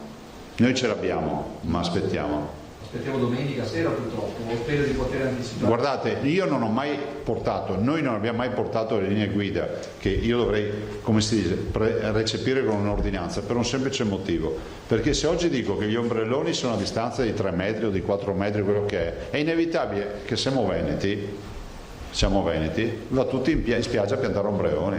Io voglio evitare che si crei questo effetto avanti tutta e poi indietro tutta. Purtroppo è così, non dipende da noi. Noi se avessimo avuto mandato di farle, guardate, al Presidente del Consiglio l'ho detto anche in una delle ultime videoconferenze, ho detto bene, la fase 2 si riapre, ok, metteteci le condizioni in tempi ragionevoli di poter parlare ai nostri cittadini, ai nostri operatori. Siamo arrivati a venerdì. Emiliano. Presidente, buongiorno. Buongiorno. Nella libertà anche decisionale sulle linee guida, mi chiedo se la Regione può mettere una parola sul fatto che, leggendo un pochino i vari dettami indicativi momentanei, sembra ad esempio per il mondo dei parrucchieri ci siano un sacco di spese accessorie in più, vengono richieste tante piccole cose che prima non servivano, e l'asciugamano ogni volta al cambio, e la sterilizzazione di oggetti e i portaoggetti, insomma tante cose che immagino in ogni settore commerciale poi diventeranno piccole ma importanti spese. Mi chiedevo se voi avete il potere anche un pochino di, come abbiamo sempre detto, semplificare, di alleggerire per chi non ha lavorato comunque per mesi, sì, ha soldi da spendere. Però vorrei ricordare che si semplifica in sicurezza, cioè alcune cose non sono derogabili. L'igiene e la sanificazione non sono derogabili. Quando io ero bambino andavo dal barbiere, penso che tagliasse i capelli con la lametta a tutto il paese prima di buttare via la lametta. Adesso non si fa più. Ma era così una volta, ve lo ricordate? Addirittura prima della mia generazione usavano il ferro da barba, per cui proprio non lo buttavano via, lo usavano e basta. Non esistevano gli ultravioletti, la sanificazione. Ma non è mica una colpa, il Veneto è diventato grande così, insomma Rambo si cuciva col filo che aveva, col chiodo, cosa faceva? Ma non si è morto. Adesso abbiamo un virus che non ci può permettere di fare queste robe, non ce lo possiamo permettere. Quindi sono delle regole sanitarie di base che vanno rispettate. E sta cambiando il mondo rispetto ad alcuni aspetti, però insomma penso che quello dell'igiene, e io so che il mondo dei parrucchieri, dei barbieri sono assolutamente sempre stati molto performanti sul fronte dell'igiene, hanno l'igienizzazione dei loro ferri, hanno il tema del cambio degli asciugamani e quant'altro. Non mi risulta che non vengano cambiati gli asciugamani, e hanno i disinfettanti, hanno tutto, insomma direi che loro ci sono già sul pezzo. Senta, ieri ha aperto quindi la speranza dei genitori, toccando un tema caro a tutti e spinoso, quindi procederà naturalmente con questo indirizzo, la riapertura di Grest. Sì. Quindi c'è la possibilità che... Noi tenteremo di metterlo in ordinanza, questo è il punto che vogliamo portare avanti, partendo dal presupposto che si dice che ci sono le risorse per finanziarli, ma se li vuoi finanziare vuol dire che li vuoi anche aprire. Grazie. Antonella Prigioni. Ciao. Se non sbaglio, se ho capito bene, avete la disponibilità di una deroga da parte del governo per aprire, però la querela si basa sui metodi poi di distanziamento. Che margine c'è, dato che oggi siamo venerdì, che in qualche modo vi concedano il metro anziché i 4 metri? Ma guarda, il margine vero è che il decreto non deve richiamare il rispetto delle linee guida, cioè allora, al momento il Presidente del Consiglio dice noi autorizziamo l'emanazione di linee guida regionali nel rispetto delle linee guida INAIL, cioè, questa frase capisci giuridicamente, cioè, non so, penso all'intervento di Emiliano che è anche un magistrato, dice il rispetto delle linee guida INAIL. Esatto, ma penso che poi il buon senso ci farà trovare una soluzione e si deve andare in questa direzione, altrimenti vuol dire applicare le linee guida nazionali e io a questo punto dico che diventa impossibile aprire le attività. Ma sentite, noi siamo abituati a portarle avanti fino alla fine delle battaglie, insomma ci sono ancora ore e anche giorni, vediamo di venirne a capo anche di questa roba. Sì, quindi non è una questione solo del governo ha altre cose da fare, sta decidendo, non è una manovra per poi imporre le linee. Ma no, guardate, io penso che loro hanno anche una buona dose di burocrati che giustamente, come accade sempre, no? Il burocrate emana e ti tutela, però se il tema è vai avanti a te che a me viene da ridere, non ne veniamo più fuori con questo sistema.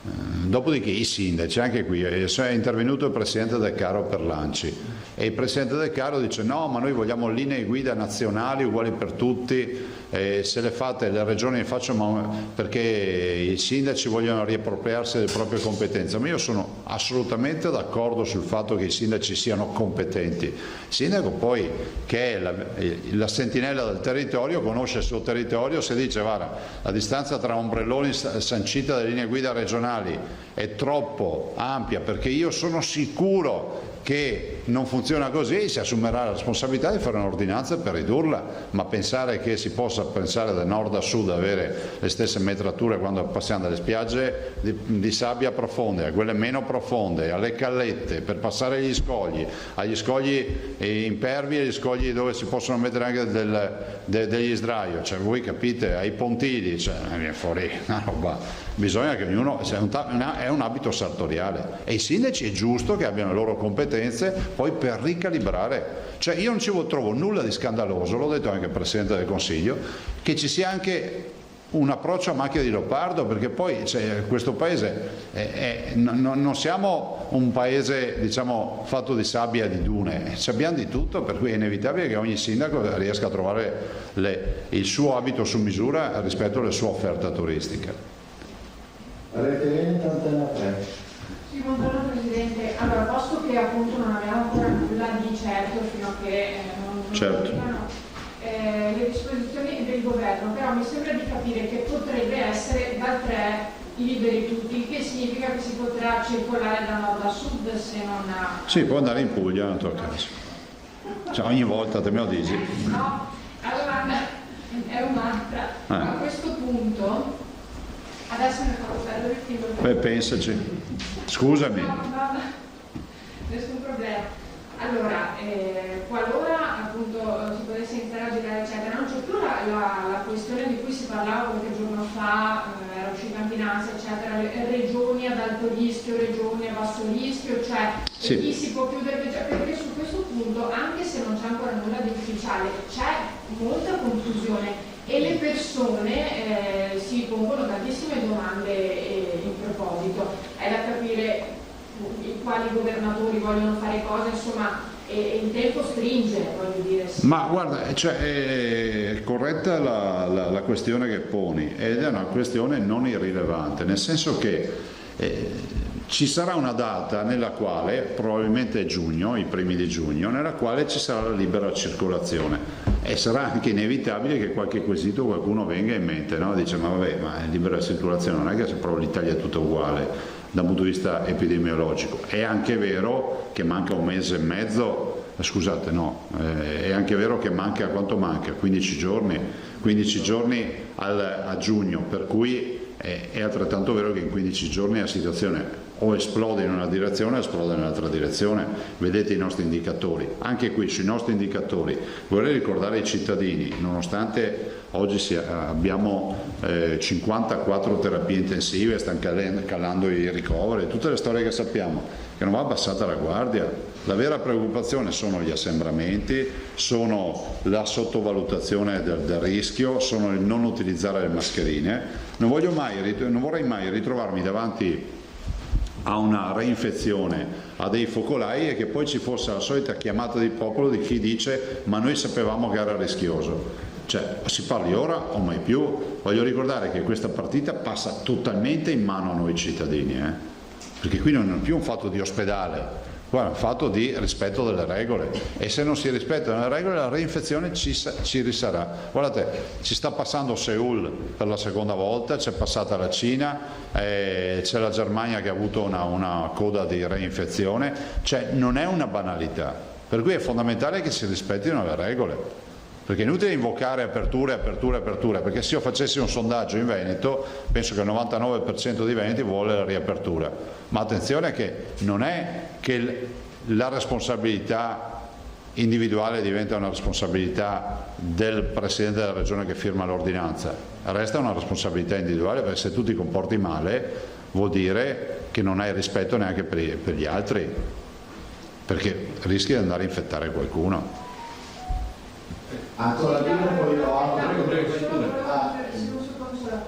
quindi mi faccia capire, abbiamo detto abbiamo questo margine di 15 giorni, ma se nel fine settimana arriveranno queste disposizioni che dovrebbero essere insomma più o meno definitive, però quel margine di questi 15 giorni dell'andamento. Sì, poi è tutto in mano al Comitato Scientifico Nazionale, all'Istituto Superiore della Sanità, perché il tema della mobilità fuori regione, come ovvio è comprensibile, non dipende dalla regione, dipende dallo Stato, quindi saranno loro poi a dire quali saranno le modalità. C'è il sistema di monitoraggio? Sì, c'è il sistema di monitoraggio, questo è vero, però a un certo punto le frontiere dovranno essere tolte, cioè quando leggiamo che l'Austria apre con la Germania e non con l'Italia, mi pare posso dire anche offensivo, nel senso che noi non ci consideriamo degli appestati, no? Anzi sono quelli che hanno sperimentato per primi nel mondo occidentale questa infezione, e abbiamo avuto purtroppo l'onore della cronaca poi, no?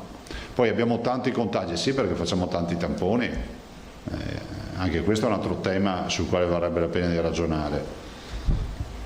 Albino, e poi passo a qualche domanda che mi è giunta nel frattempo. Ma ne facciamo ancora le domande? Da lunedì sicuro. Vabbè, però io vorrei anche ricordare che è accessibile. Sì. Facciamo da domani, lo facevo per i colleghi che si fanno. No, ma io non ho nulla da obiettare, lo dicevo in generale. Sì. Prego. Ma volevo tornare, Presidente, sul tema che è stato ricordato qui da un collega, l'apertura degli asili e dei centri estivi, che è una proposta estremamente interessante, che ha trovato grande interesse, ma anche a cui le famiglie, come dire, si sentono impreparate, nel senso che non sanno ancora se da lunedì questa proposta vostra potrà diventare operativa. Non te lo so dire. Ecco, allora appunto lei ha confermato la volontà di mettere assolutamente in finanza, ecco, però Ad esempio Assolidi ci ha contattato e ha fatto presente che ci sono ancora alcuni dettagli non indifferenti da definire. Avere un insegnante ogni 4-5 bambini e non uno ogni 20 o 30 comporta, come dire, dei cambiamenti o nelle rette o nella gestione complessiva del servizio. Allora ci sono questi 150 milioni che il governo ha stanziato. Chi può decidere come assegnare queste risorse? Avete voce in capitolo o sono i sindaci o sono le associazioni? Noi speriamo di sì, nel senso che noi ci siamo già preparati, tanto ora abbiamo un protocollo, dopo lascio la parola all'assessore e ti spiega bene. Certo. Ma Conte, lei ha avuto occasione? Sì, gli hanno parlato. E la proposta del governo, perché lì sono divisi tra due linee, cioè il no dei 5 Stelle con il ministro Azzolina, mentre pare che il ministro della famiglia invece abbia valutato con maggiore interesse questa soluzione. Ma anche lì dovranno mettersi d'accordo tra di loro. Lo sapremo domenica sera. Come al solito. Qualche veloce domanda e poi lasciamo la parola agli assessori. Giorgio Brissa, alla tribuna di Treviso, la Confesercenti chiede quando potranno tornare nei mercati gli ambulanti di prodotti non alimentari, che sono l'80% della RE, a casa da circa 2 mesi, e chiedono appunto se come potrà riaprire gli stanziamenti eccetera e come i sindaci dovranno modificare gli spazi. Siamo sempre nella direzione di capire come si applicheranno le linee guida, nel senso che Sbrissa pone una questione che non è irrilevante anche questa, perché comunque il tema dei mercati, nel momento in cui si aprono attività commerciali si va nella direzione di aprire tutto, però ripeto, stiamo discutendo ancora delle linee guida. Federica Gazzantino dice: il Presidente se può chiarire la differenza tra i due provvedimenti che ha annunciato il Governo, cioè prima un decreto e successivo il DPCM. Sì, ma il decreto perché comunque ha il rango di legge che verrà convertito, dall'altro il DPCM per gli aggiustamenti rispetto diciamo, all'immediato, nel senso che ci sono delle attività che si possono regolamentare con un DPCM e che non si possono regolamentare con un decreto, perché un decreto non può essere un regolamento, di fatto poi diventa una legge. Le agenzie attribuiscono ad Attilio Fontana la proposta di linee guida regionali uguali per tutti perché, virgolette, se no non va bene. È d'accordo o no? In che senso? Cioè, Fontana ha detto alle agenzie linee guida regionali uguali per tutti. Ma no, ma il Presidente Fontana ha fatto una riflessione, punto, nel senso che è una delle tante riflessioni che sono emerse. Poi abbiamo la Giacomuzzo. In questi giorni di incertezza, che messaggio lancia ai titolari di attività commerciali e di servizi della persona? Siamo sempre dell'idea che si possa aprire lunedì. Si tratterà di capire se ci fanno applicare per legge le nostre linee guida, quindi non ci sono problemi di aperture, o se applicano altre linee guida che sono quelle dell'INAIL. Marco Bonet, oggi molti colleghi non sono venuti per parlare di chimico. A questo punto o il governo fa tavola rasa del lavoro dell'INAIL, che ci pare improbabile, lasciando libertà di azione alla regione, oppure impone linee INAIL e stop. Mi pare che siamo ad uno stallo burocratico, mentre molte attività speravano che oggi si risolvesse il busidis. Sì, considera che c'è la terza via, che le linee guida dell'INAIL vengano imposte solo a chi non ha le linee guida regionali, quindi c'è sempre una terza via. Io avrei chiuso. Lascio l'assessore Lanzarin allora. Io aggiungerei un attimo. Vi ricordate della Città della Speranza? Date pubblicità a questa iniziativa. Grande raccolta. Sul fronte elezioni, Presidente, prima che lei se ne vada, non ce ne sono. Ma guarda, sul fronte elezioni vedo che c'è un grande movimento. Ne abbiamo parlato, fra l'altro il Presidente Totti ne ha parlato stamattina in videoconferenza. Sì. Il Presidente Totti è colui che diciamo, per conto nostro segue anche da vicino tutta questa partita. Alla luce dei ragionamenti che stiamo facendo in queste ore rispetto alle aperture, capite che è difficile giustificare la non convocazione di luglio. Vedo che anche i gruppi politici si stanno muovendo, anche la Lega e il mio partito ha presentato questa mattina un emendamento che ho visto, ho letto, me l'ha presentato l'onorevole Stefani, che ho sentito in questi giorni ha presentato. Onorevole Stefani, sto parlando di Alberto Stefani. Sì, Padovano, non sì. Dall'ex ministro. Cioè. Perché è in commissione, per questo lui è l'unico veneto in commissione e che è sindaco di Borgorico fra l'altro, Alberto Stefani, e io ho seguito il formarsi di questo emendamento, però sostanzialmente dice che le regioni che scadono, che vanno a rinnovo, e qui la cui legislatura scade entro il 2 di agosto, quindi le prende dentro tutte, e possono avviare subito la convocazione di delle urne, punto, dice questo. Però senza indicazioni temporali, quindi. Esatto.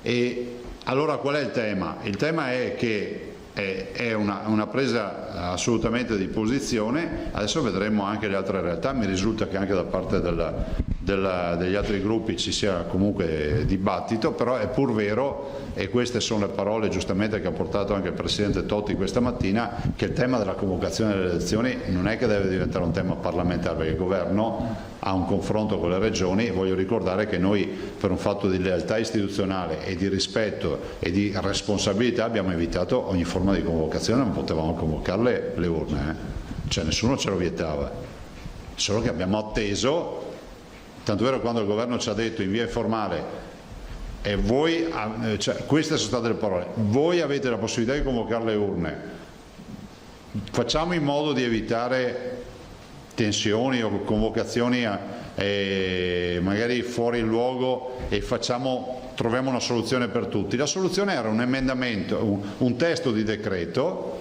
concordato con tutti, che è entrato Papa in Consiglio dei Ministri e è uscito neanche cardinale, insomma, perché è uscito un altro testo, questa è la verità, è sparita tutta la convocazione di luglio. Non far votare a luglio vorrebbe dire sospendere la democrazia, cioè non ci vedo altre soluzioni, cioè tutto il mondo vivrà a luglio tranne noi che non potremo andare a votare. Ma comunque un regime presidenziale mi pare funzioni bene anche se la democrazia è sospesa, Presidente. Quale regime presidenziale? Beh, insomma, ogni regione mi pare ne abbia uno in questo momento. È come una redazione del giornale, uno comanda e gli altri scrive. Regime monocratico. Ecco, detto questo, l'ultima battuta, no, questa è una battuta. L'abbiamo capito, se la facevo io andavo su tutti i giornali. Perfetto. Vedi che i giornalisti sono dei privilegiati. Assolutamente no. L'ultima cosa, visto che lei è, come dire, tiene in piedi un buon regime presidenziale, qua stanno aprendo i corridoi aerei in tutti i paesi tranne con l'Italia. Ecco, questo è un grandissimo danno di immagine e soprattutto per il nostro turismo. Non ho il Ministero degli Esteri. Prego? Non c'ho il Ministero degli Esteri. Va bene. Però qualcosa non siete riusciti a fare pressione sul governo? Guardate, abbiamo un aeroporto che è in totale sofferenza, il sistema aeroportuale di Venezia, che comunque Venezia, Treviso, Verona, per quanto riguarda il Veneto, è in assoluta sofferenza. L'interconnessione del Veneto è fondamentale dal punto di vista economico, sia per il turismo che per le attività produttive. Un Veneto che non riesce a interconnettersi è un Veneto che non fattura. Diciamolo fino in fondo, noi siamo una comunità che ha internazionalizzato moltissimo, per cui è fondamentale che si metta mano ai corridoi e alla possibilità di riprendere i voli. Grazie, vi lascio all'assessore. Oggi ruberei un attimo lo spazio alla Lanzarini, do la parola dopo, perché quello per l'urgenza di essere informati sulla protezione civile sull'incendio che si è sviluppato qui a poca distanza. Beh, allora questa mattina si è sviluppato un incendio. L'assessore rimane a vostra disposizione per i collegamenti successivi. Si è sviluppato un incendio questa mattina in zona Malcontenta a Marghera, in un'azienda chimica molto complesso. Ovviamente le operazioni di intervento da parte dei vigili del fuoco sono ancora in corso, sono intervenuti i vigili del fuoco oltre che del comando di Venezia anche dai comandi di Vicenza, Padova e Treviso, vista la complessità dell'incendio. In questo momento l'area è circoscritta, vuol dire che al di fuori dell'ambito aziendale l'incendio non esce, però lì dentro è difficile pensare ad uno spegnimento rapido in tempi brevi, quindi non sono escluse altre esplosioni come quelle che sono già accadute. Registriamo purtroppo 2 feriti gravi, entrambi ustionati. Uno è stato elitrasportato all'ospedale di Verona e il secondo, che era stato trasportato via auto all'ospedale di Dolo, poi è stato ovviamente spostato in ambulanza all'ospedale di Padova al centro grandi ustionati.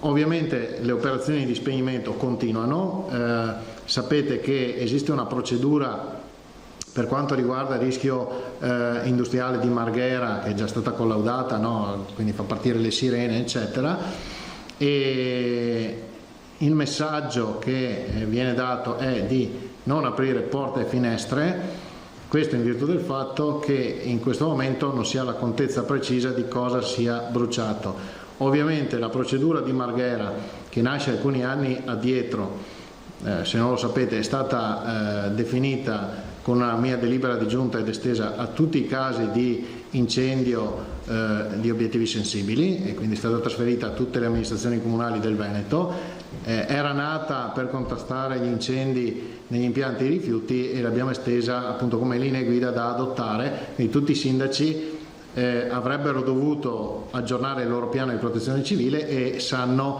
quali ordinanze devono fare. La prima ordinanza da fare è indicare ai cittadini di non consumare prodotti dell'orto e di tenere porte e finestre chiuse. Lo dico anche ai cittadini, quei tanti cittadini che poi dopo vanno sul posto dell'incendio a farsi i selfie, magari si lamentano del fatto che l'aria è respirabile. Si sta a casa, si chiudono le porte e le finestre e così. Il primo aiuto che si dà è questo, anche perché andare sul posto vuol dire ostacolare le operazioni di soccorso. Come dicevo prima, stanno intervenendo vigili del fuoco di varie province con i rispettivi mezzi, quindi le aree di accesso devono rimanere libere. Quindi lo dico a nome dei vigili del fuoco, che mi hanno chiesto appunto di farmi portavoce anche di questo, ma lo dico non per l'incendio di oggi, ma per tutti i casi che accadono frequentemente.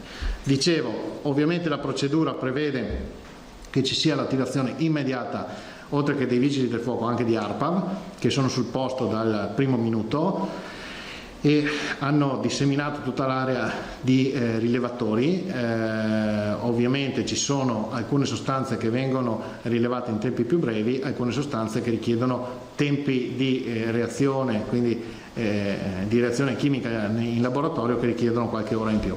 Ripeto, nel dubbio le ordinanze che devono emettere i sindaci sono di tenere porte e finestre chiuse, e non appena i dati di ARPAV rilevati vengono resi noti, cioè escono dal laboratorio, vengono comunicati al sindaco, in questo caso al sindaco di Venezia, in modo tale che possa fare le eventuali conseguenti ordinanze e dare indicazioni ai cittadini. Fermo restando che per ancora qualche ora l'incendio continuerà ad esserci, ovviamente ancora per qualche ora, intanto bisogna tenere porte e finestre chiuse. Se avete domande. Abbiamo domande o rimandiamo ai collegamenti? Facciamo i collegamenti dopo. Ok.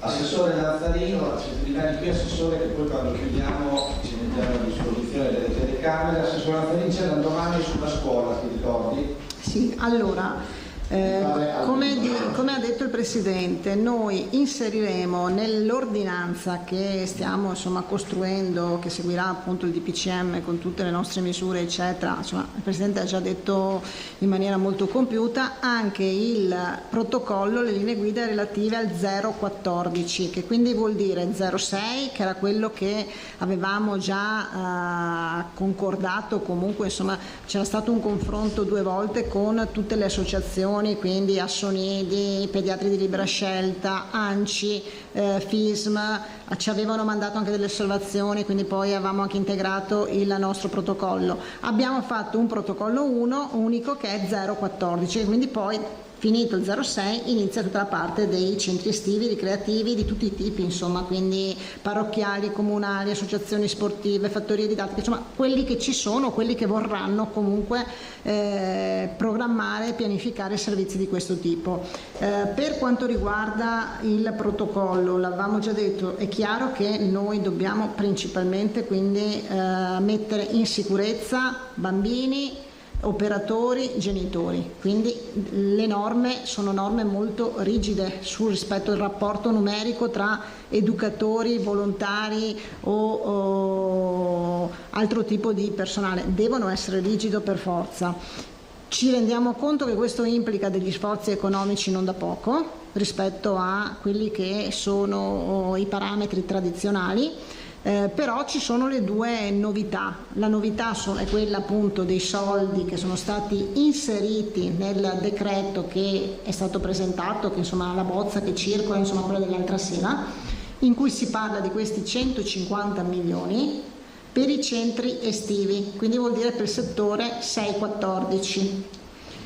Non abbiamo ancora oggi nessuna certezza su come verranno distribuiti, se parla dei comuni eccetera, però non sappiamo, e quindi quello sicuramente sarà un aiuto per le famiglie. Per quanto riguarda invece il settore 06, nel decreto è stato recepito che il bonus babysitter, che può essere dai 600 mi sembra ai 1000 se non sbaglio, può essere anche destinato a chi invece di prendere una babysitter utilizza un servizio, e quindi potrebbe essere servizio 03 o 06. Quindi insomma ci dovrebbe essere all'interno del documento nazionale delle, diciamo così, contributi, degli aiuti per andare incontro sicuramente a queste strutture che dovranno avere che avranno, viste appunto le norme più stringenti, i rapporti diversi, anche insomma dei costi superiori. Anche raddoppiando da 600 a 1200. Sì, da 600 si va a 1200, a 1000 insomma, mi sembra, ho letto anch'io qualcosa di questo tipo. È chiaro che se su questo poi noi avremmo competenza, cercheremo di fare una gestione rispetto appunto ai numeri, quello che conosciamo. Sapete che il bonus babysitter, e quindi presumo anche la seconda parte, quella che dicevamo adesso, viene erogata tramite INPS, quindi noi oggi non entriamo in quella partita perché la domanda si fa direttamente. Per quanto riguarda invece i centri estivi c'è un riferimento ai comuni, però non sappiamo insomma. Signore, allora chiudiamo qui. No, è per capire la cosa che mi permetta, no, siccome è una cosa estremamente importante perché riguarda centinaia di migliaia di bambini, noi abbiamo calcolato almeno 400.000. Cioè voi avete una funzione di coordinamento, poi mi pare che la gestione operativa dei servizi competa alle strutture private. Non c'è dubbio su questo. Noi diamo delle linee di indirizzo, delle indicazioni sempre tramite la prevenzione, quindi il Dipartimento di Prevenzione regionale di tipo sanitario, di igienizzazione, di sicurezza, distanziamento, utilizzo dei DPI, misurazione della febbre, gestione eventualmente di casi sospetti, e quindi noi diamo queste indicazioni anche rispetto quindi a nuclei chiusi, lo stesso operatore con il stesso gruppetto di bambini. È meglio se i bambini, non so, ci sono 3 fratelli, fanno parte dello stesso nucleo, in modo che sono già comunità che si conoscono. Insomma, noi diamo indicazioni di questo tipo, che sono indicazioni che sono maturate anche dall'esperienza insomma che è stata fatta in generale rispetto agli isolamenti, rispetto a cosa abbiamo visto. Ecco, ieri noi abbiamo segnalato che il Comune di Vicenza è stato tra i primi ad aprire un bando per assumere il personale. Avete altre segnalazioni in proposito con l'ANCI regionale, cioè i sindaci si sono mossi con un po' di anticipo? No, io ho molti sindaci che vorrebbero partire anche con sperimentazioni, anche sindaci, conferenze di sindaci con aziende sanitarie, l'USL di Treviso, l'USL 2 Trevigiana e altri. Mi è arrivato anche, mi sembra proprio stamattina, una proposta dalla parrocchia di Padova da parte del Vescovo, quindi si stanno muovendo anche loro, solo che finché non avremo... Guardate, l'ho trasmessa alla direzione perché mi è arrivata, l'ho vista proprio stamattina, quindi devo dire la verità, non l'ho neanche vista, non sono riuscita a leggerla, però per dire, arrivano a noi tutti questi spunti, diventano arricchimento per quelle che sono oggi le nostre linee guida, e quindi chiaramente cerchiamo di cogliere anche quegli aspetti che ci sono, chiaramente sempre mettendo in primo piano sicurezza sanitaria di bambini, educatori e genitori. Comprendo, e quindi è chiaro che comprendo che oggi è venerdì, lunedì è dopodomani e sicuramente c'è molta confusione, soprattutto probabilmente neanche il tempo per attrezzare, per fare, però io credo che sia importante che nel momento in cui noi emaniamo queste linee guida in maniera ufficiale, allora si organizzeranno, inizieranno a organizzarsi, insomma ad attrezzarsi per aprire poi, credo, nei giorni successivi, nelle settimane successive, insomma, ma penso che è bene ed è giusto che ci sia chiarezza, e anche noi vogliamo farla, l'abbiamo chiesto, cioè l'inserirlo nell'ordinanza del Presidente vuole proprio decretare e andare in questa direzione. Quindi aspettate il DPCM all'ordinanza nazionale, farete la vostra, dopodiché ci sarà un periodo di rodaggio entro il quale questi servizi potranno decollare sul piano operativo? Sì, poi sarà in base alle esigenze e alle capacità anche di ogni singola struttura di attrezzarsi, di modificare, di adeguarsi, quindi credo che poi questo insomma spetta all'organizzazione di ogni singolo territorio, di ogni singola struttura. Che lei sappia, l'esperimento di Borgo Sesia in provincia di Vercelli è stato impugnato dal governo oppure... Ho letto anch'io qualcosa, mi sembrava che c'era, anche qui c'è, e quindi l'avete detto voi, un forte conflitto tra la ministra Azzolina e la ministra Bonetti. Mi sembra che la ministra Azzolina ha lanciato che lo voleva impugnare, la Bonetti invece, che è quella che sta portando avanti le linee guida rispetto appunto ai centri estivi, inserendo anche il finanziamento dentro il fondo politiche della famiglia, quindi c'è sicuramente insomma una visione. Perché lì venivano utilizzate strutture scolastiche della pubblica istruzione, credo. Ma guardate che solitamente i comuni fanno i centri estivi che ci sono a chiusura di anno scolastico, quindi dall'8 in poi, di solito venivano comunque fatti dall'8 in poi dentro le scuole. Ecco, però mi consenta, fino al 14 di giugno l'attività didattica continua anche online. Cioè, hai detto mi consenta? Sì. L'affermazione berlusconiana, certo. Il mi consenta mi ha fatto perdere il filo. Il 14? No, dicevo che l'attività didattica da calendario scolastico prosegue fino al 14 di giugno, quindi voglio dire, formalmente non è che si possano destinare le scuole come luogo fisico ad altre attività, formalmente, poi concretamente forse... Ha perfettamente ragione, che spero che ci sia un chiarimento anche su questo, se il conflitto tra Ministro dell'Istruzione e Ministro della Famiglia è su questo. Spero che insomma si capiscano e si parlano su questo, insomma è una necessità credo delle famiglie, insomma inderogabile, obiettivamente.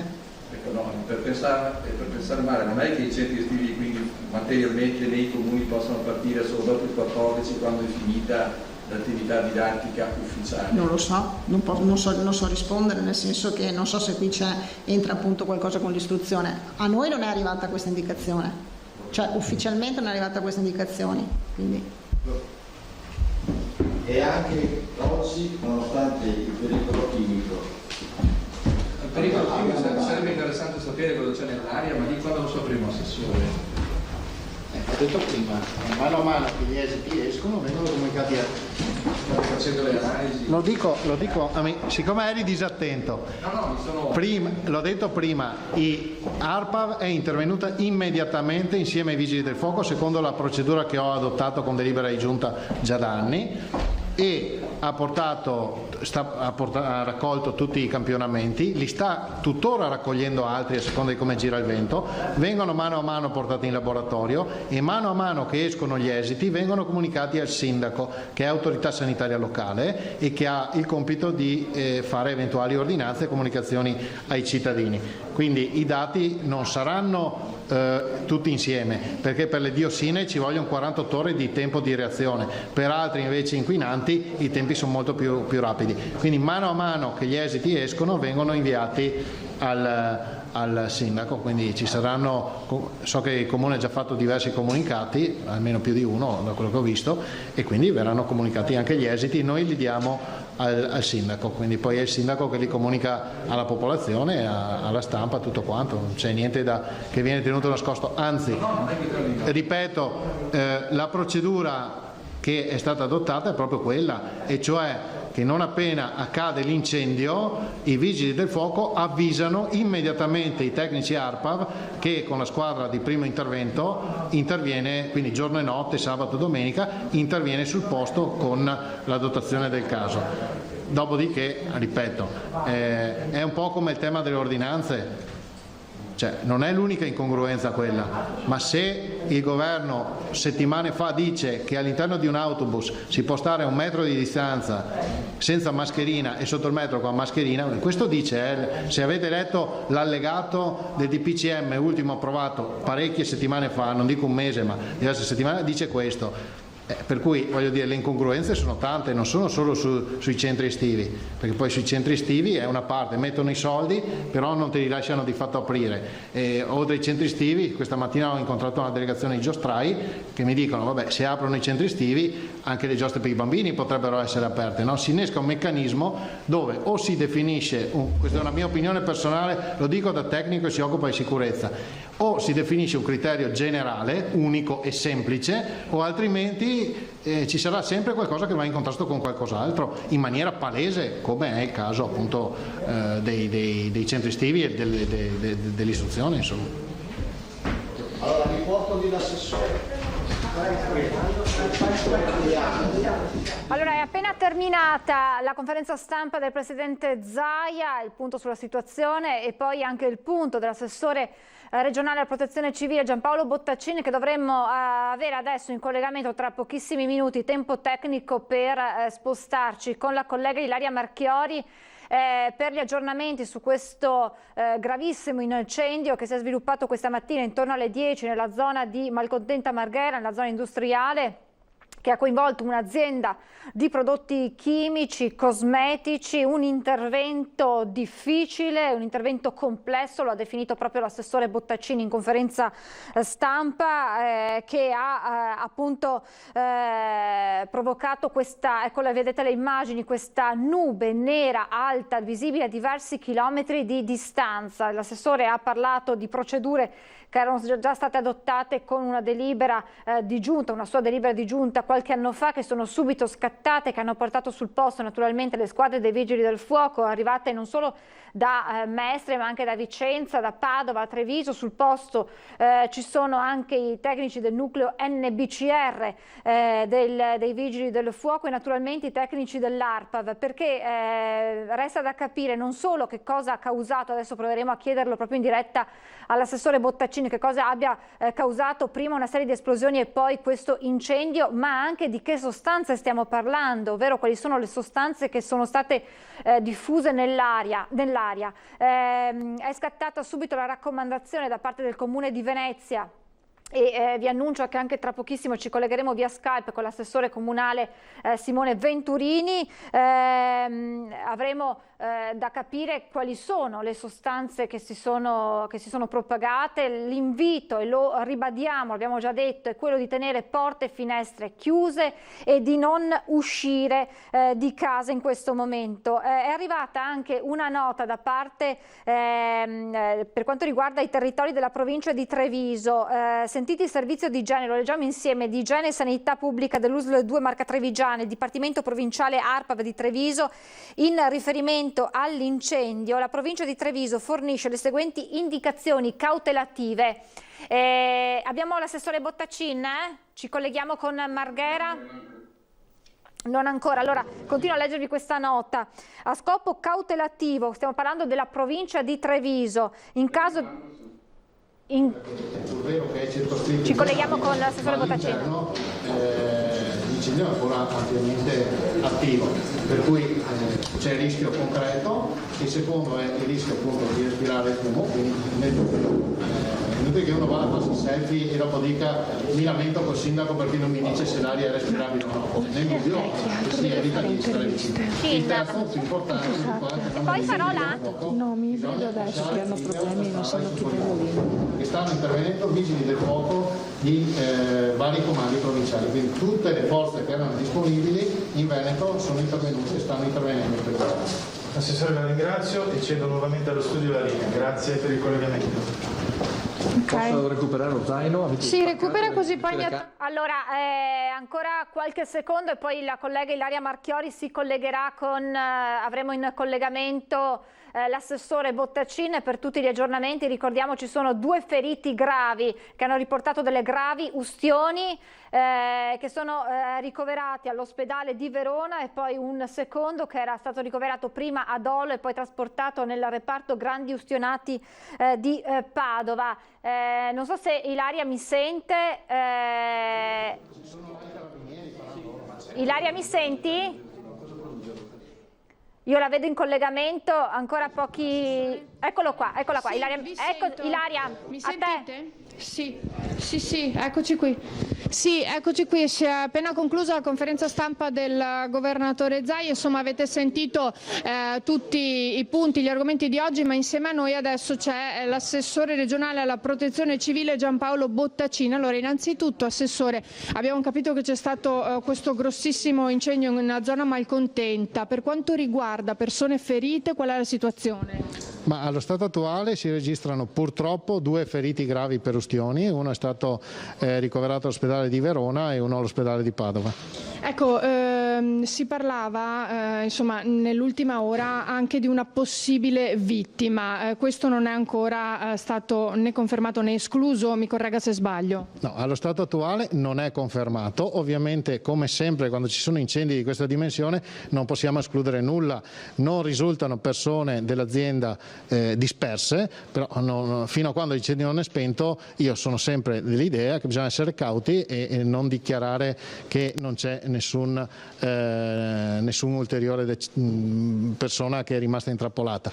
Detto questo, comunque insomma a noi assolutamente non risulta che ci siano vittime. Ecco, questa mattina, seppur per un brevissimo lasso di tempo, si sono sentite le sirene a Marghera, le sirene che indicano il pericolo chimico, quindi ci sono arrivate tantissime telefonate anche in redazione di abitanti preoccupati. Che cosa diciamo alla popolazione di Marghera?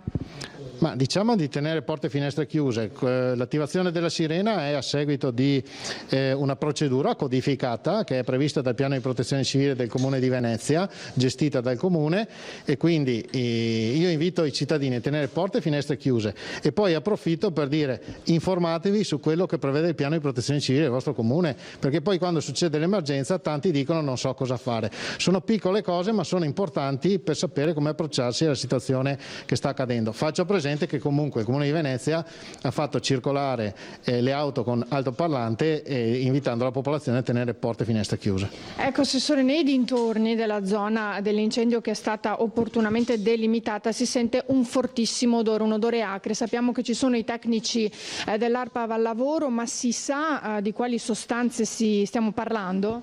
Allora, ARPA è intervenuta come da procedura immediatamente quando è arrivata la chiamata ai vigili del fuoco, stanno raccogliendo e hanno raccolto diversi campioni, sono stati già portati in laboratorio e verrà fatta un'analisi a 360 gradi, nel senso che non avendo nelle fasi iniziali dell'incendio contezza di preciso di cosa stesse bruciando e comunque a scopo precauzionale si è deciso di fare la verifica sul maggior numero di sostanze che potrebbero esserci, quindi proprio per garantire al massimo la copertura di tutte le possibili sostanze che avrebbero potuto aver preso fuoco, anche perché l'impianto è particolarmente complesso, sta bruciando ancora. Quindi. Ecco, appunto, che cosa ci dobbiamo aspettare nelle prossime ore? Ma ci dobbiamo aspettare che l'incendio venga spento. In questo momento i vigili del fuoco sono riusciti a circoscriverlo nell'area dell'azienda, quindi da lì non dovrebbe uscire, però all'interno ovviamente l'incendio è ancora molto vivo e nonostante gli sforzi dei vigili del fuoco non è così semplice spegnerlo, però insomma stanno continuando a operare, quindi nelle prossime ore noi ci auguriamo che venga spento. Ecco, assessore, anche visto il vento che c'è fuori, non è fortissimo, ma insomma c'è un vento che sta spostando questa nube, c'è un eventuale pericolo o dei messaggi da dare a province circostanti della nostra regione o zone limitrofe? No, allo stato attuale è stata data indicazione a quanto mi risulta dal sindaco di Venezia, che è anche sindaco della città metropolitana, di fare l'ordinanza di chiusura porte e finestre anche ai comuni limitrofi al Comune di Venezia. Grazie assessore, ringrazio l'assessore Bottacin per averci illustrato ulteriori dettagli. Ilaria? Se non ci sono altre domande io restituisco la linea allo studio. Ilaria, scusami, se si è capito quale potrebbe essere la causa di questo incendio, delle esplosioni, se c'è qualche idea? Sì, assessore, si è capita la causa, quale potrebbe essere, se c'è qualche idea? Ma allo stato attuale sono presenti sul posto naturalmente anche i carabinieri che stanno svolgendo le indagini e degli impianti che hanno preso fuoco uno era in manutenzione, più di questo non siamo in grado di dire. Ecco, avete sentito dunque tante le questioni al vaglio che si stanno cercando appunto di capire, dalla causa a quello che sta succedendo e anche alle sostanze che stanno bruciando. Se non ci sono altre domande io restituisco la linea, Francesca. Grazie Ilaria Marchiori, grazie all'assessore Bottacin, grazie anche a Paola Barbato per il supporto tecnico. Dunque situazione in evoluzione a Marghera per quanto riguarda questa grave esplosione. Allora dalla sede della Protezione Civile andiamo proprio sul posto da Anna Maria Parisi. Da fare. Come dicevi prima tu da studio, i 2 ricoverati gravi sono appunto ricoverati, uno in terapia intensiva a Verona e l'altro a Padova. Altro non sappiamo, stiamo cercando di capire anche chi siano queste persone. Al momento qui lungo la tangenziale, lungo la Romea, in zona Malcontenta, tra Fusina e Malcontenta, dove ci troviamo noi, ancora il traffico è bloccato, ci siamo soltanto noi giornalisti con gli operatori, i tecnici e i colleghi delle altre redazioni insieme alle forze dell'ordine. Nessun altro può transitare né in entrata né in uscita. Stiamo attendendo forse l'arrivo anche del primo cittadino, ma attendiamo da fonti ufficiali se arriverà o meno. Vi restituisco la linea e ci sentiamo più tardi. Allora, grazie ad Anna Maria Parisi. Dunque questa la situazione al momento, una situazione che abbiamo detto è in evoluzione. La zona è stata naturalmente interdetta, si continua a lavorare all'interno dell'area. L'incendio è stato circoscritto, ma lo ha detto anche l'assessore Bottacin, è un intervento di spegnimento all'interno dell'area molto complicato, molto impegnativo e che richiederà tempo. Come richiederà tempo anche capire, lo ha ribadito l'assessore Bottacin, anche capire quali sono le sostanze che sono state rilasciate nell'aria. I tecnici dell'ARPAV appunto sono subito intervenuti e hanno disseminato l'area di vari rilevatori, ma le sostanze hanno tempi diversi, alcune possono essere rilevate immediatamente, altre hanno bisogno di un approfondimento dal punto di vista di laboratorio, quindi bisognerà anche capire esattamente questo. La raccomandazione in questo momento rimane quella di tenere porte e finestre chiuse nella zona, quindi a Venezia, ma anche nei comuni limitrofi. Vi stavo leggendo proprio prima in tal senso una nota che riguarda la provincia di Treviso. A scopo cautelativo, in caso di evidente avvicinamento della colonna di fumo verso il territorio comunale, si raccomanda di restare in casa e di tenere le finestre chiuse sia delle civili abitazioni che dei luoghi di lavoro. In base ai successivi monitoraggi ed aggiornamenti da parte di ARPAV in merito alla tipologia di sostanze chimiche oggetto di combustione e al cono di ricaduta dei prodotti della combustione stessa, saranno oggetto di valutazione le misure da adottare relativamente al consumo da parte della popolazione interessata dei prodotti ortofrutticoli, quindi dei prodotti dell'orto. Aveva fatto riferimento proprio a questo l'assessore Bottacin, dicendo che poi ogni comune, in base a quelle che saranno i riscontri e che saranno diciamo così i dati che arriveranno, avranno la possibilità di emanare delle ordinanze ad hoc. Ci aspettiamo dunque anche dal Comune di Venezia, che è quello interessato, un'ordinanza in tal senso appena arriveranno dei dati più certi su quella che è la qualità dell'aria, visto che si parla di un rischio chimico molto elevato. Dovremmo riuscire a collegarci adesso con l'assessore del Comune di Venezia, Simone Venturini, che sta seguendo insieme agli altri assessori e naturalmente insieme al sindaco Brugnaro la situazione. Abbiamo dei problemi a collegarci con l'assessore Venturini per capire quelle che saranno adesso le misure che il Comune di Venezia intende adottare. Abbiamo appunto detto, l'avete sentito anche dalla collega Anna Maria Parisi, si sta vedendo se il sindaco Luigi Brugnaro arriverà lì sul posto. posto per vedere da vicino quella che è la situazione. In questo momento sta seguendo dalla sala di controllo la situazione. Allora, abbiamo dei problemi in questo momento con l'assessore Venturini. Vediamo magari di fare un collegamento telefonico con l'assessore per avere tutti gli aggiornamenti, per capire quelle che saranno le evoluzioni e anche per capire che cosa i cittadini dovranno, il comportamento che i cittadini dovranno adottare nelle prossime ore, nei prossimi giorni. Certo, è fondamentale in questa fase capire dai tecnici dell'ARPAV quelle che saranno le analisi delle sostanze che sono state sprigionate nell'aria. Ripetiamo, si tratta di un'esplosione avvenuta questa mattina, una serie di esplosioni, perché sembrano essercene state più di una, intorno alle 10 nella zona industriale tra Malcontenta e Marghera. Al momento sono 2 le persone rimaste ferite in modo grave. Hanno riportato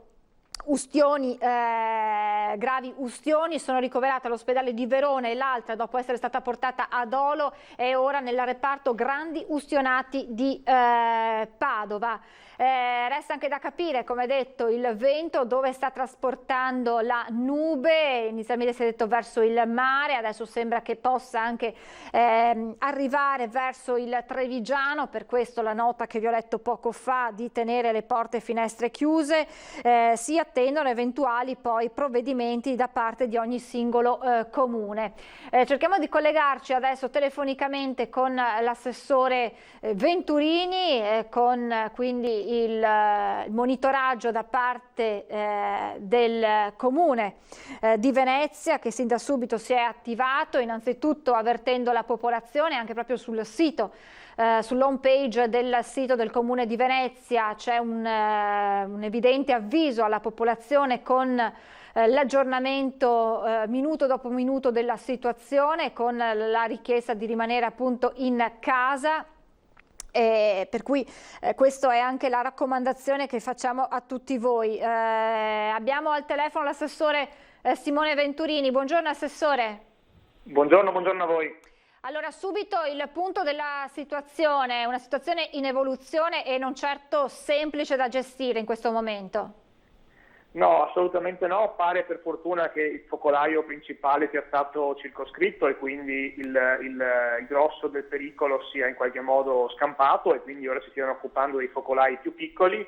È evidente che fino a che la situazione non sarà completamente sotto controllo non si può ovviamente cantare vittoria, e quindi la situazione resta alla massima situazione di allerta.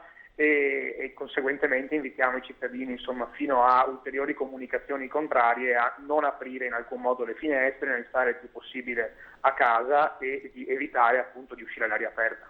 Ecco, è immediatamente scattato il piano di emergenza previsto in queste situazioni. Stiamo parlando di una zona molto molto delicata dal punto di vista appunto da questo punto di vista, quindi è immediatamente scattato questo piano di emergenza, assessore? Sì, ovviamente sono partite subito le sirene del rischio chimico che sono collocate nel quartiere urbano di Marghera, sono partiti gli avvisi social network, il sito del comune ha avviato ovviamente tutte le varie comunicazioni e successivamente anche delle telefonate da parte del comune presso le residenze e dei messaggi. Questo ovviamente con un passaparola poi ha riuscito a coprire il grosso. Le televisioni ci hanno molto aiutato anche diffondendo il messaggio, e vi ringraziamo. Insomma, siamo riusciti se non altro a dare la comunicazione a praticamente tutta la popolazione.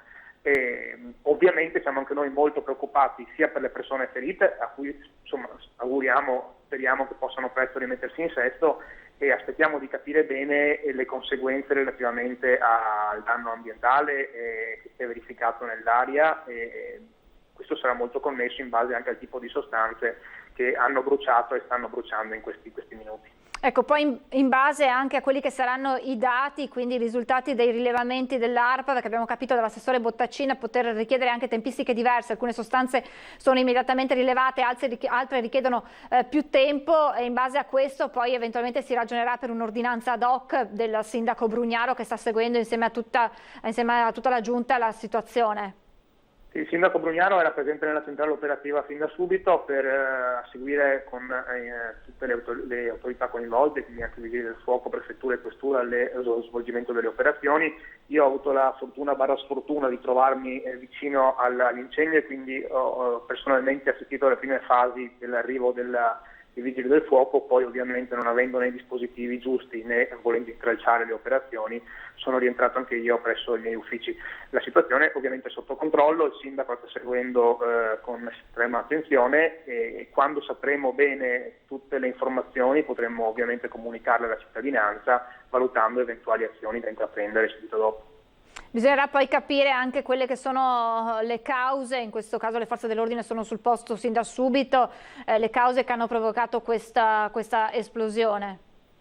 Sì, sicuramente poi la magistratura farà le sue valutazioni e sicuramente le indagini ci diranno da dove è scaturito l'incendio, se sono state prese delle misure non sufficienti per quanto riguarda la sicurezza sul lavoro, tutti temi che ovviamente spetta poi alle forze dell'ordine, agli inquirenti e alla magistratura individuare.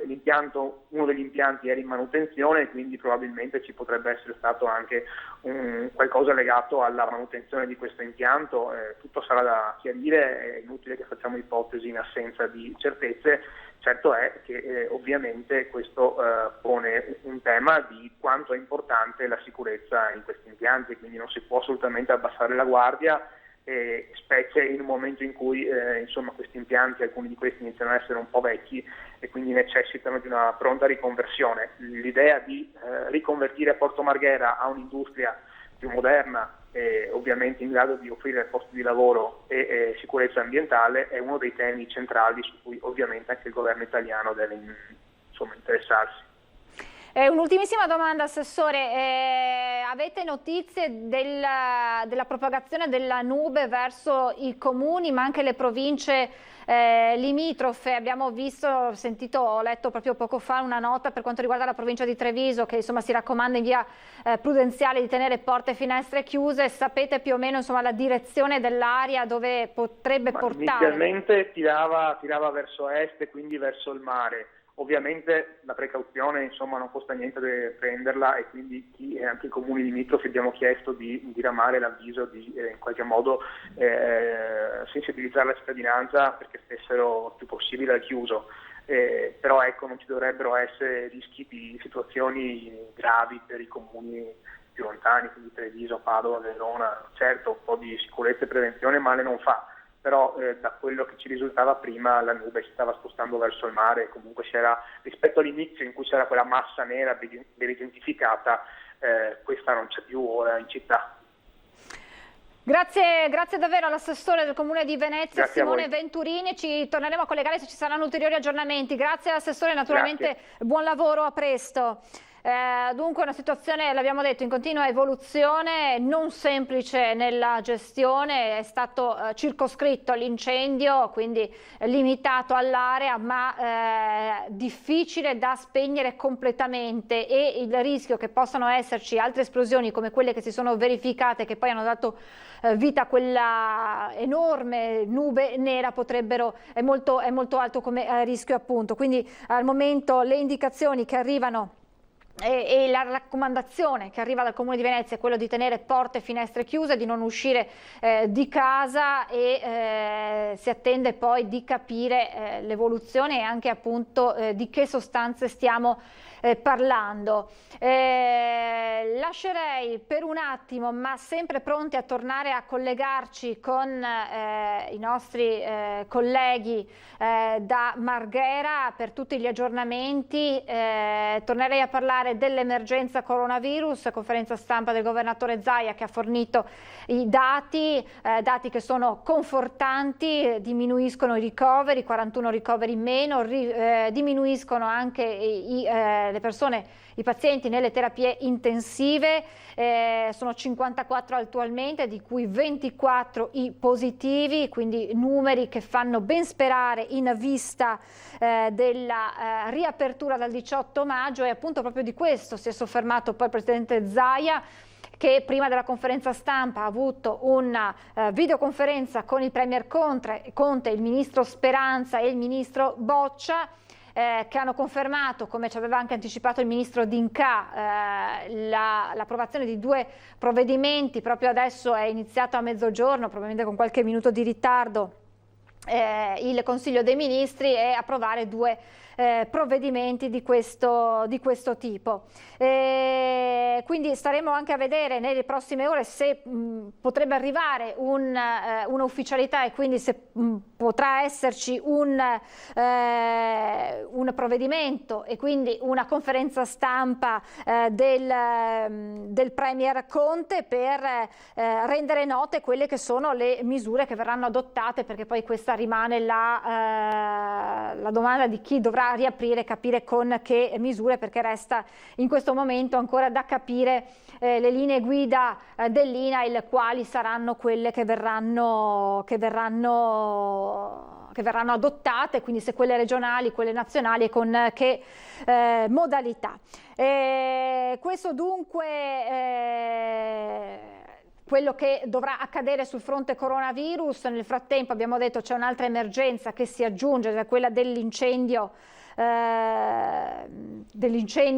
a Marghera. Vediamo di tornare a collegarci per tutte le novità, vediamo anche se riusciremo ad avere un collegamento con il sindaco Brugnaro, che probabilmente dovremo avere già in collegamento con Anna Maria Parisi, quindi proprio sul posto. Chiedo conferma, ci aveva detto l'assessore, eccolo qui, andiamo subito a Marghera. Sì, ecco, Sindaco, siamo in diretta. Dunque si è consultato anche con il comandante Costa, l'architetto dei Vigili del Fuoco, per capire com'è la situazione. Vabbè, ci siamo in contatto da prima, abbiamo mandato l'allarme a tutta la popolazione del comune e dei comuni vicini che prudenzialmente restino in casa con le finestre chiuse, perché non sappiamo la qualità evidentemente delle uscite. Ci sembra che per il momento non sia successo ancora niente, dobbiamo aspettare i dati della ricaduta, ma questi li vedremo prossimamente. Direi che siamo in procinto di far rientrare l'allarme, perché la gente non sta andando a lavorare, insomma, perché giustamente sono preoccupati.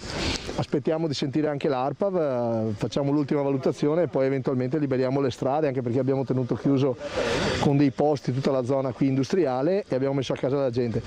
Poi su Venezia, per esempio, su tutto il comune abbiamo mandato un allarme fonico dove abbiamo chiesto alle persone di stare in casa, però sembra che per il momento non abbiamo mai corso un rischio chimico vero, insomma, ecco, per cui la macchina ha funzionato. E ringrazio tutti gli uomini che sono arrivati da tutto il Veneto qui per darci una mano, ma questo per dire cos'è Marghera quando si muove, insomma. Ecco.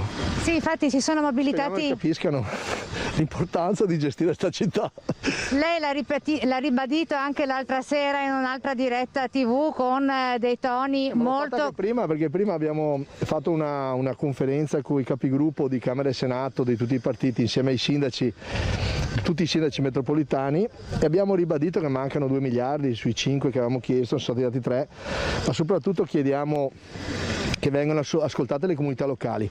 In questo momento mi risulta ci sia un dibattito abbastanza acceso nella conferenza tra sindaci metropolitani, sindaci, ANCI, regioni e governo per capire le deleghe per fare le riaperture, perché ad adesso ancora non è venuto fuori niente. Ci sono 2 scuole di pensiero, una che vorrebbe delle regole uguali in tutta Italia, un'altra a cui io mi iscrivo, che è invece una regionalizzazione del problema e dei temi. I sindaci hanno posto, l'ANCI per l'esattezza, da quello che mi risulta, hanno posto il tema dell'articolo 50, cioè noi abbiamo sterilizzato l'articolo 50 che è un articolo fortissimo in capo al sindaco, che consente al sindaco proprio l'autorità sanitaria. Noi proprio per costruire un modo collaborativo di gestire l'epidemia abbiamo scelto appunto di accettare di essere stati sterilizzati, mettere che ci fossero appunto delle manovre più ampie. Adesso però se non vengono sbloccate queste cose tocca porre la questione dell'articolo 50, in sostanza il sindaco si mette davanti a tutti e fa aprire le cose nel modo come ritiene e si prende la responsabilità di quello che fa. Speriamo non serva, che trovino un accordo in questa conferenza. Certo che a fare accordi non sono bravissimi, diciamo, in generale, ecco, adesso aspettiamo perché la gente vuole anche sapere se lunedì si sblocca o no. Nel frattempo oggi ci siamo curati anche questa stamattina, per cui insomma ecco, ci teniamo in allenamento, ecco, non ci facciamo cadere. Noi vorremmo anche sapere quando vi batterete per le bonifiche. È per il rischio ambientale. L'assemblea permanente contro il rischio chimico. Perché volete fare un altro inceneritore che avvelenerà ancora un'altra volta la nostra aria? Perché non pensiamo a questo, alla qualità della vita dei cittadini, alla salute? Invece pensiamo alle grandi navi che ci inquinano, non pensiamo ai marginamenti di Porto Marghera, alle bonifiche. Come mai? Come mai volete fare un altro inceneritore qui vicino? Quando Marghera è una bomba a orologeria. Metta la bandiera, racconti ste balle. Queste le vostre politiche. Continui a raccontare balle alla gente. Non è vero. È da quando è piccolo che racconta balle. Non sono queste, forse lei. Va bene. Che è un po' Pinocchio. Allora Sindaco, due fronti, questo delle riaperture ci sta dicendo come aveva appunto finito no, non manca nulla. Ma le polemiche sono all'ordine del giorno oramai. Ma ci sono quelli che strumentalizzano nei momenti sbagliati perché... magari. Sì, solo lei. Prima il profitto, certo. La storia di Porto Marghera. Certo, grazie. Conoscere molto bene. Meglio di lei, sicuramente. Ma non lo so, non lo so. Dunque, scusi, ma se ha da dire qualcosa al Sindaco? Scusa, dai, basta. Allora, lasciamo perdere. No, Sindaco, scusi. No, Sindaco, scusi. Sono anche gli altri, ok? Va bene, allora. Adesso, dunque, allora avete sentito? Finita l'intervista, sì. Dunque, avete sentito, c'è dunque questo rischio per quanto attiene lunedì prossimo che forse sono a rischio ancora le aperture. Nel frattempo suona la sirena, non sappiamo cosa stia accadendo e perché stia suonando la sirena.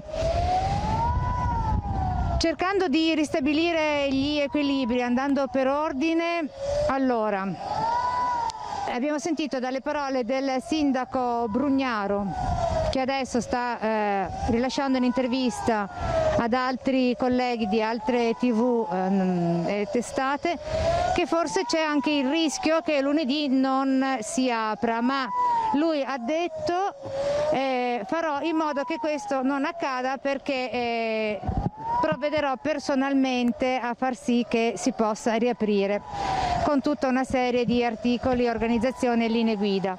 Poi per quanto attiene invece alla questione del rischio chimico e ambientale dovuto all'incendio che è avvenuto questa mattina a iniziare dalle 10 qui allo stabilimento della Sigma che si trova alle nostre spalle dietro a questi della Sapio che sono visibili, attendiamo, ha detto il sindaco, di capire cosa sia effettivamente accaduto con i rilievi dei tecnici dell'ARPAV.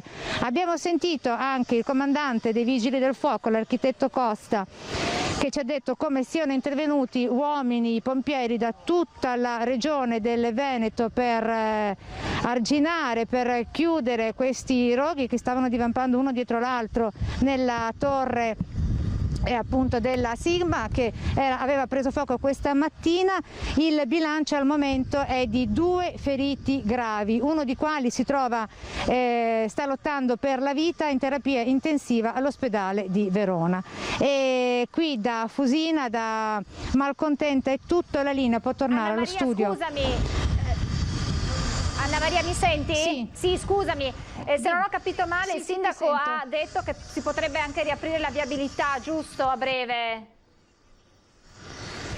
Sì, ha detto che la viabilità si potrebbe riaprire anche a breve perché, come abbiamo documentato nel corso delle varie dirette, è stata chiusa perché è stata messa, è uno dei protocolli adottati dagli uomini dei pompieri, dei vigili del fuoco, perché il traffico era molto cospicuo, c'era veramente tantissima gente che transitava in auto, in scooter e con i tir, perché andavano a lavorare, tornavano a casa, e quindi nei protocolli era previsto la chiusura per mettere in sicurezza tutta l'area attorno allo stabilimento che era stato interessato dal rogo.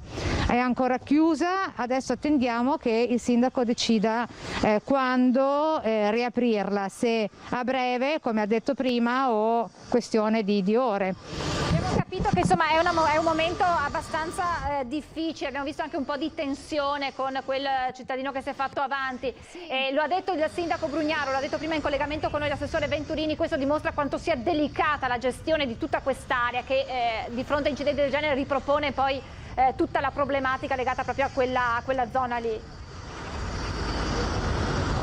Sì, ma infatti, perché poi c'è la questione di questo famoso inceneritore per il quale si stanno dibattendo tante associazioni ambientaliste e a favore del quale invece c'è anche una comunità che lo reclama, quindi il dibattito è molto acceso attorno a questo inceneritore. Grazie Anna Maria, richiedici la linea se dovessero esserci altri contributi o altre novità, tu chiedici la linea quando necessario. Grazie intanto per il contributo e buon lavoro a più tardi. Grazie ad Anna Maria Parisi e a Nicoletta Rizzetto che sta effettuando le immagini. Non è facile, non è facile nemmeno fare il nostro lavoro in questo momento. Abbiamo in collegamento via Skype il sindaco di Treviso Mario Conte. Buongiorno sindaco, grazie per essere qui, per il suo intervento. Lei è in costante collegamento con ARPAV, con Vigili del Fuoco, per capire la situazione, per capire se questa nube possa arrivare anche a Treviso. Sì, buon pomeriggio a tutti. Intanto un abbraccio di solidarietà al sindaco Brugnaro, perché in questo periodo ci sentiamo praticamente tutti i giorni e questo ennesimo incidente di certo non ci voleva in questo momento, e quindi voglio portare a Marghera, a Venezia, al sindaco Brugnaro la solidarietà dei trevigiani. Sì, noi siamo costantemente in contatto con le autorità preposte, quindi ARPAV, l'azienda sanitaria e i vigili del fuoco. In questo momento a Treviso non ci sono particolari rischi, anche se il consiglio che diamo è in via precauzionale di tener chiuso le finestre e l'utilizzo della mascherina è già comunque previsto dall'emergenza Covid, quindi insomma far prestare un attimo di attenzione. Per fortuna le condizioni meteorologiche, quindi la pioggia, hanno fatto sì che la nube comunque non si diffondesse verso di noi, però continuiamo a mantenere monitorata la situazione. Se ci saranno degli aggiornamenti li comunicheremo in modo tempestivo.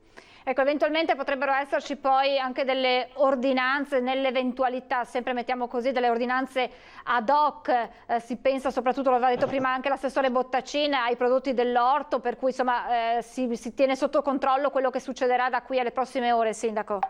Sì, attendiamo delle indicazioni dell'ARPAV appunto per capire qual è stato e quale sarà l'impatto di questa nube tossica, soprattutto quale sarà la direzione, perché molto dipenderà anche dai venti. Però dico che in questo momento le indicazioni che stiamo dando sono esclusivamente in via precauzionale, quindi al momento non c'è alcun rischio, però meglio prevenire, quindi il consiglio che diamo è quello di tenere chiuse le finestre e di prestare attenzione appunto agli orti e a tutti quei prodotti che eventualmente noi dovremo andare a mangiare e che provengono da ambienti esterni.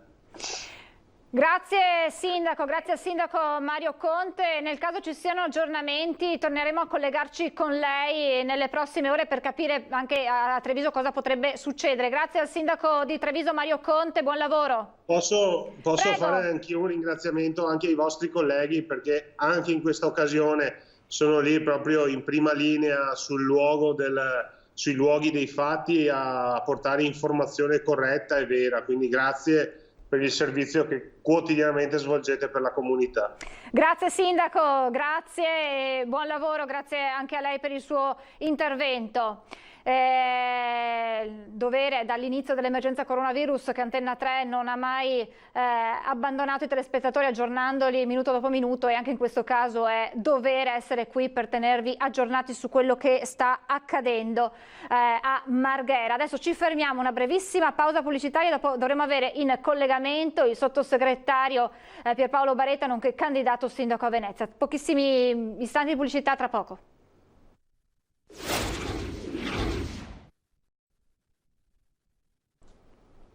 Rieccoci in diretta con la nostra edizione straordinaria che avrebbe dovuto aggiornarvi sull'emergenza coronavirus. Continueremo a farlo naturalmente come sempre, ma che oggi si sta concentrando sull'altra emergenza che stiamo vivendo, quella dovuta all'incendio, all'esplosione e poi al grave incendio accaduto a Marghera, malcontente in un'azienda di prodotti chimici, azienda cosmetica. Allora andiamo con Ilaria Marchiori per gli ultimi aggiornamenti.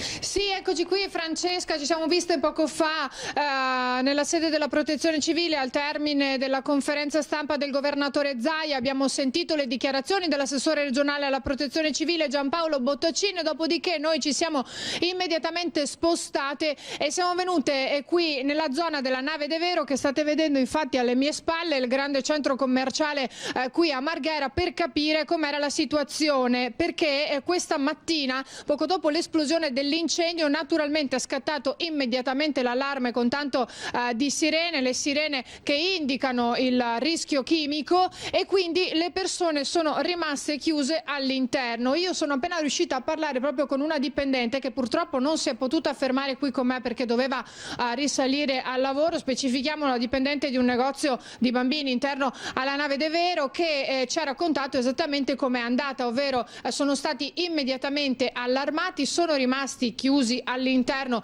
del centro commerciale, nessuno è potuto entrare perché a quel punto l'allarme si è diffuso, quindi in tutte le abitazioni della zona, e di conseguenza nessuno usciva, però chi si fosse trovato fuori in quel momento non è potuto entrare. Questo per la durata di circa, mi ha spiegato questa dipendente, 40 minuti, un'ora.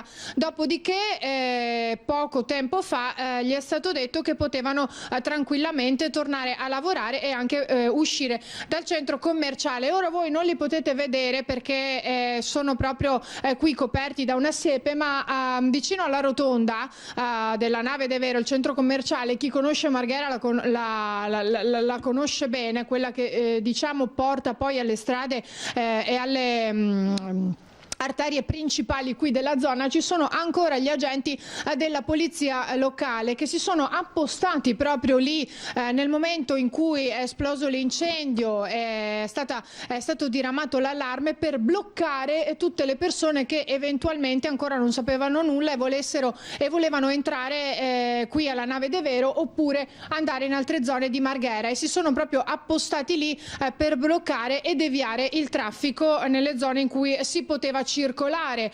E mi hanno proprio appena detto gli agenti della polizia locale, che tra l'altro adesso se ne andranno, che gli è arrivata comunicazione, tra l'altro l'abbiamo quasi sentita in diretta attraverso le loro radio mobili, e che l'allarme è rientrato. Dunque al momento ci hanno detto si può uscire, l'allarme è rientrato, sembra che non ci sia alcun pericolo, dunque con tutta probabilità, anche perché hanno ritenuto di poterlo fare anche in base a quanto stabilito con i tecnici dell'ARPAV, che si sono recati sul posto immediatamente appena saputa la notizia. Dunque ora le persone ci hanno detto possono anche riaprire le finestre o comunque uscire di casa, perché ribadisco proprio di pochi minuti fa quanto ci ha comunicato la polizia locale, che a sua volta è stato comunicato dai superiori, l'allarme è rientrato. Naturalmente ora saranno tante le cose ancora da capire, molti punti di domanda,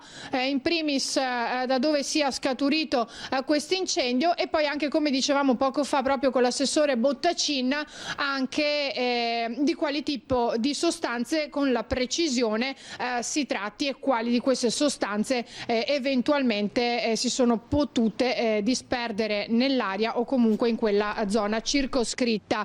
Poco fa è arrivata anche una dichiarazione da parte di Andrea Ferrazzi, che è il capogruppo del PD nella Commissione Ambiente al Senato, che ha detto non è tollerabile quanto accaduto questa mattina, a maggior ragione visto che il tema della sicurezza, compresa l'efficacia degli estintori, era stata posta da tempo dagli stessi lavoratori. Questo lo ricordiamo ricordiamo perché più volte abbiamo sentito anche attraverso i nostri telegiornali, i nostri microfoni, le proteste dei lavoratori all'interno. La sicurezza dei cittadini e dei lavoratori deve essere al centro di tutto, ha ribadito Ferrazzi, il resto viene dopo. Va garantita una seria politica di sicurezza di tutti gli impianti del nostro territorio, ancor maggiore in quelli pericolosi. E poi un ringraziamento da parte di Ferrazzi a tutti gli operatori che da questa mattina hanno iniziato a lavorare.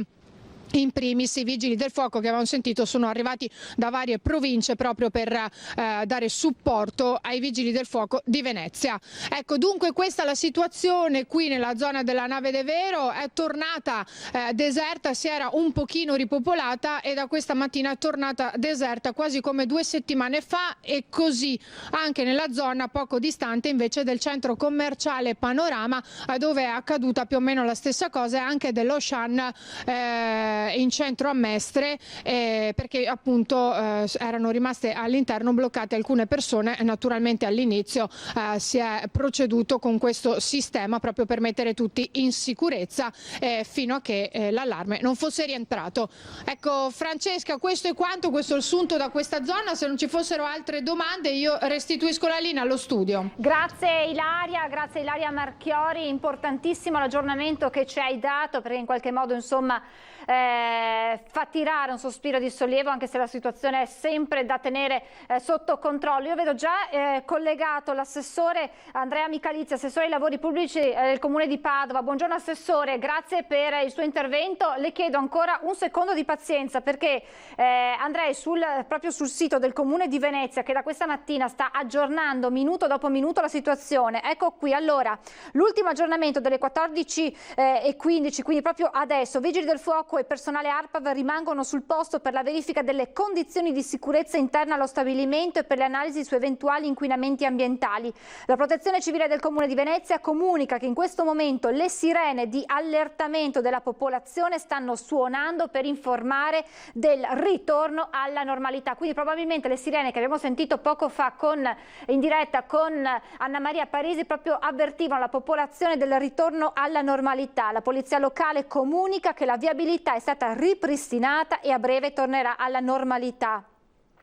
Quindi Vigili del Fuoco appunto presenti insieme all'ARPAV che comunica, questo è un aggiornamento delle 13:15, che al momento vi sono ricadute inquinanti solamente all'interno dello stabilimento. I Vigili del Fuoco continuano ad operare sull'incendio, che è circoscritto, ma come aveva detto l'assessore Bottacin, difficile da spegnere completamente all'interno dell'area. Quindi al momento le analisi dell'ARPAV dicono che le ricadute inquinanti sono all'interno dello stabilimento. Andrà capito di che sostanze inquinanti stiamo parlando, e poi anche proprio perché, come aveva sempre sottolineato l'assessore Bottacin, ci sono sostanze che vengono rilevate subito e altre che richiedono più tempo. Allora andiamo a Padova con l'assessore ai lavori pubblici del Comune di Padova, l'assessore Andrea Michalizzi, che insieme al sindaco Sergio Giordani hanno sin da subito monitorato la situazione, aggiornando sui social anche la popolazione di Padova sull'evoluzione, che sembra però sotto controllo anche per quanto riguarda il vostro comune. Buongiorno assessore innanzitutto. Sì, buongiorno. Anzitutto la nostra vicinanza, la vicinanza della città di Padova a quanto sta accadendo ai cittadini in apprensione e alle istituzioni e all'amministrazione che si sta adoperando in queste ore di ulteriore urgenza, come se non fossimo già sovraccarichi, come dire, di emergenze. Sì, come è stato detto, noi ci siamo da subito collegati con la situazione, con la centrale operativa e tenuto sotto controllo il fenomeno. Con la complicità dei venti che puntavano verso nord-est, ha escluso da subito ripercussioni sul nostro territorio comunale, quindi non abbiamo mai avuto situazioni di apprensione o coinvolgimenti diretti alla questione. Ho messo subito in contatto la nostra protezione civile, anche per essere a disposizione qualora servisse, ma stiamo vedendo che man mano la situazione va a normalizzarsi e fa piacere sentire che l'allarme è cessato e che si possa anche dare questo messaggio di tranquillità ai cittadini. Sì, è importante appunto sapere che comunque si sta tornando alla normalità. Quando accadono queste cose la preoccupazione non riguarda solo quella zona lì, ma riguarda tutta la regione che all'improvviso piomba in una sorta di Certo. incubo. Ecco, è importante adesso che arrivino queste rassicurazioni da parte dell'assessore Bottacin, cioè la regione non perda di vista questo aspetto.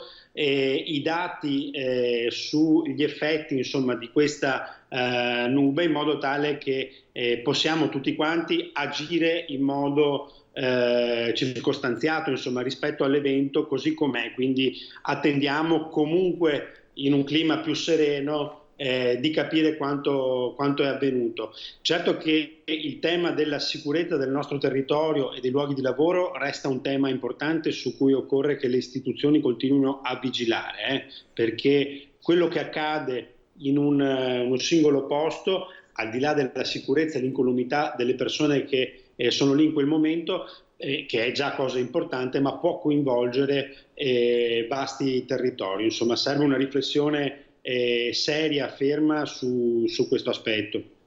Ecco, Assessore, solo una cosa, ad esempio per quanto riguarda Treviso, la provincia di Treviso è stato chiesto ai cittadini di tenere le porte chiuse e tutto. Per quanto riguarda Padova è stato lanciato questo avvertimento o sin dall'inizio non è stato necessario? No, noi non abbiamo lanciato questo avvertimento perché con la complessità dei venti che puntavano nella direzione opposta di dove si trova Padova rispetto alla provincia di Venezia, insomma, noi siamo sempre stati tranquilli. Il problema per noi sarebbe diventato se la situazione continuava a protrarsi, se l'incendio avrebbe continuato a svilupparsi e se i venti avessero cambiato direzione, ma questo per fortuna non è avvenuto. Non abbiamo mai però staccato l'attenzione e il raccordo con la centrale operativa per avere l'informazione sempre secondo dopo secondo.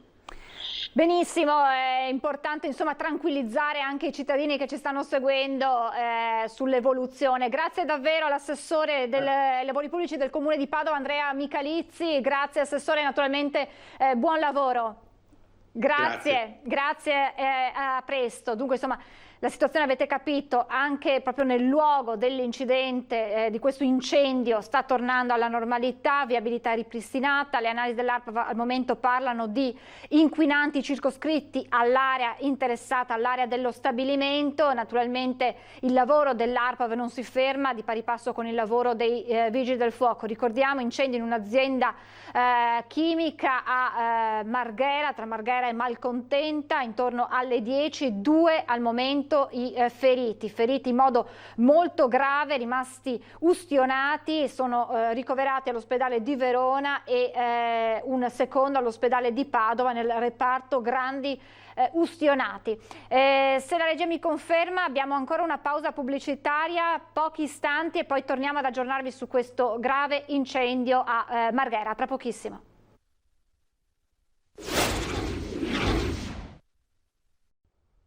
Rieccoci per questa nostra lunga diretta, programma che è stato completamente stravolto perché l'incendio che ha interessato la zona di Marghera Malcontenta in un'azienda chimica ha preso il sopravvento, sono state ore di paura, di apprensione per quella enorme nube che si è alzata, una nube nera, l'odore acre che si è propagato nella zona, l'allarme che poi ha interessato anche i comuni limitrofi.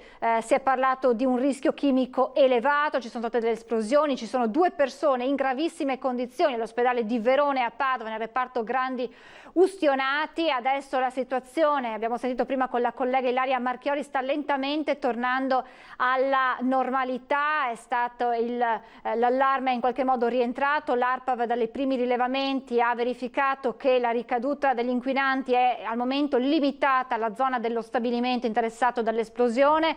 Naturalmente le indagini per capire le cause e i rilievi dell'ARPAV continueranno danno per capire soprattutto di che sostanze stiamo parlando. È una industria chimica di cosmetici, ma io vorrei farvi vedere questo video davvero impattante. Sono le immagini all'interno di un'abitazione e lo vedrete che si trova proprio a poca distanza dal luogo dell'incendio, i danni provocati all'interno dell'abitazione. Lo vediamo insieme.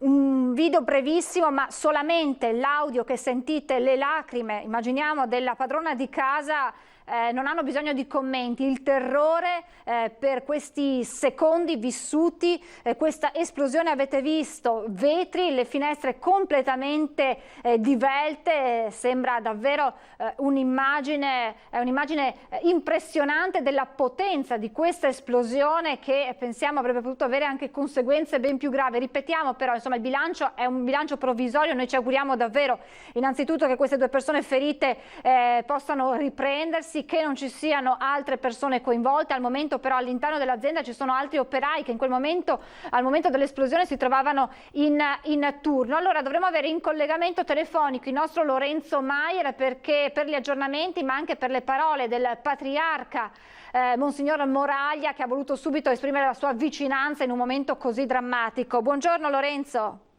Sì, buongiorno Francesca, buongiorno a tutti i nostri telespettatori.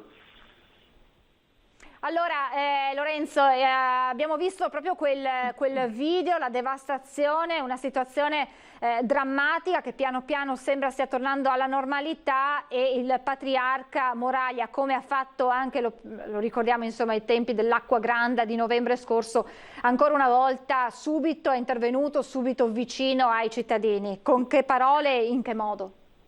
Diciamo che abbiamo la fortuna di avere a Venezia un patriarca sempre molto presente. Infatti Monsignor Francesco Moraglia, non appena avuto notizia che si stava verificando questo incendio, ha voluto subito sincerarsi della situazione e ha espresso apprezzamento a tutti i soccorritori, e così vuole essere costantemente aggiornato. Anche in questi minuti dal Palazzo Patriarcale riceve delle informazioni riguardo a come si possa evolvere la situazione. Ora è abbastanza, la situazione sembra che stia volgendo al sereno, però lo ricordiamo che il Patriarca è molto legato, sempre molto presente alla realtà di Porto Marghera, e in particolare all'importanza del lavoro. L'ha detto più volte anche durante la pandemia, e una delle ultime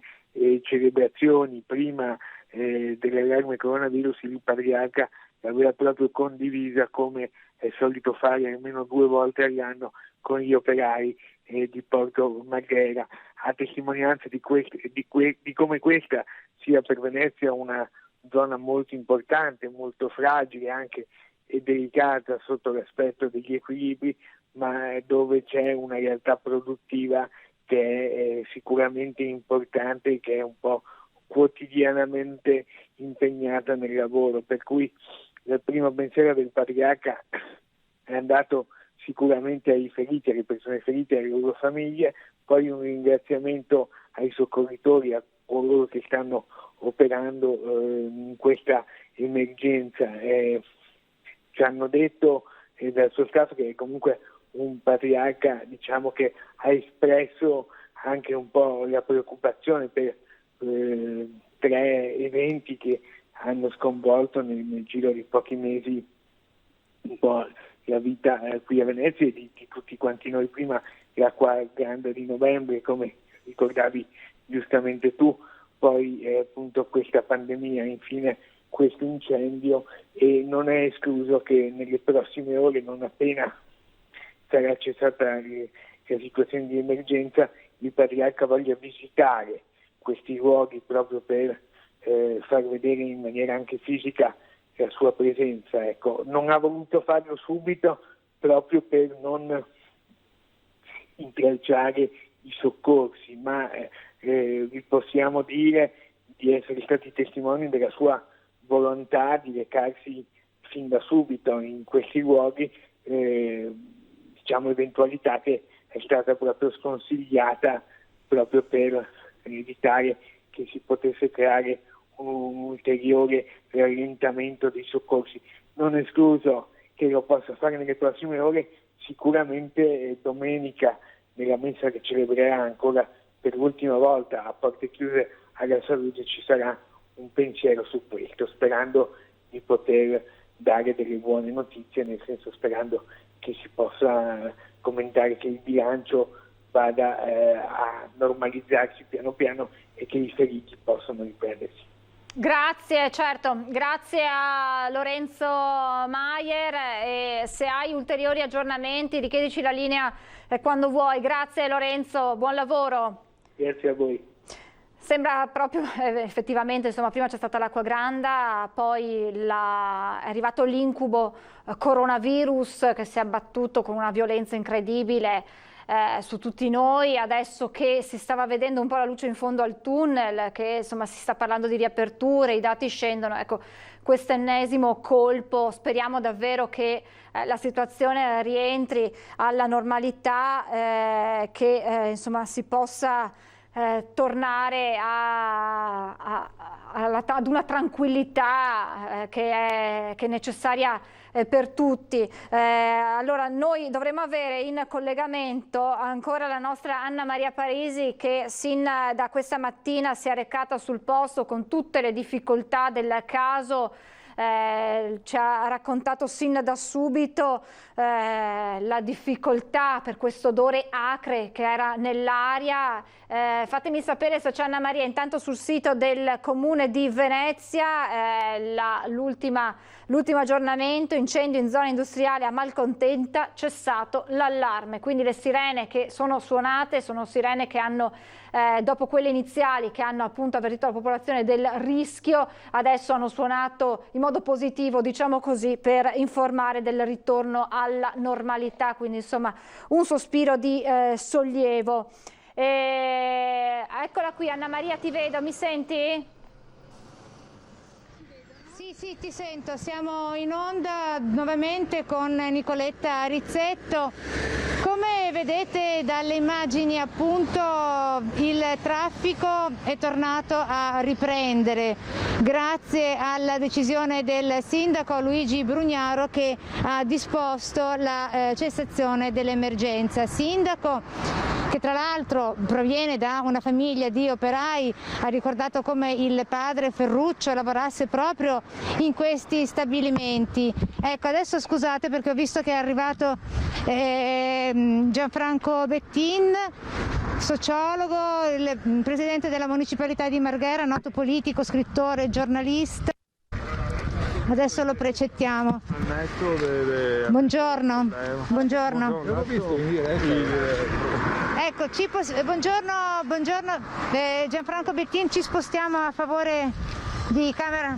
Grazie. Sì, di qua. Siamo in onda in diretta TV. Dunque, è cessata l'emergenza, ma resta comunque quella ambientale della riconversione. Sì, c'è un'emergenza sicurezza degli impianti che non è affatto cessata con l'incendio spento. Sì. Dura da tempo, è stata denunciata dai sindacati, dai lavoratori, dagli ambientalisti, dalla municipalità di Marghera ripetutamente proprio in questa fabbrica, e la si è voluta ignorare, e questo è il risultato. Ma c'è un problema più strutturale che riguarda molti impianti che potrebbero creare problemi analoghi.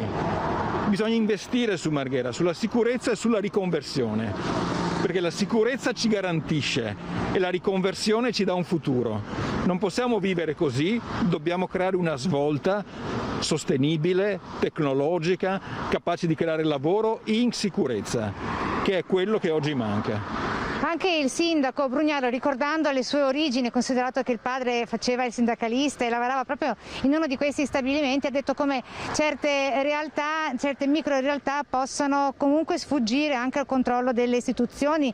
Parliamo in questo caso della Sigma, dove più volte non soltanto le rappresentanze sindacali della stessa azienda, l'RSU, ma anche quelle provinciali e comunali avessero denunciato che ci fossero i tank, cioè dei contenitori in plastica chimica nel piazzale antistante lo stesso stabilimento con all'interno materiale chimico infiammabile, solvente, quindi è una questione che non c'è nessuna giustificazione per una cosa del genere.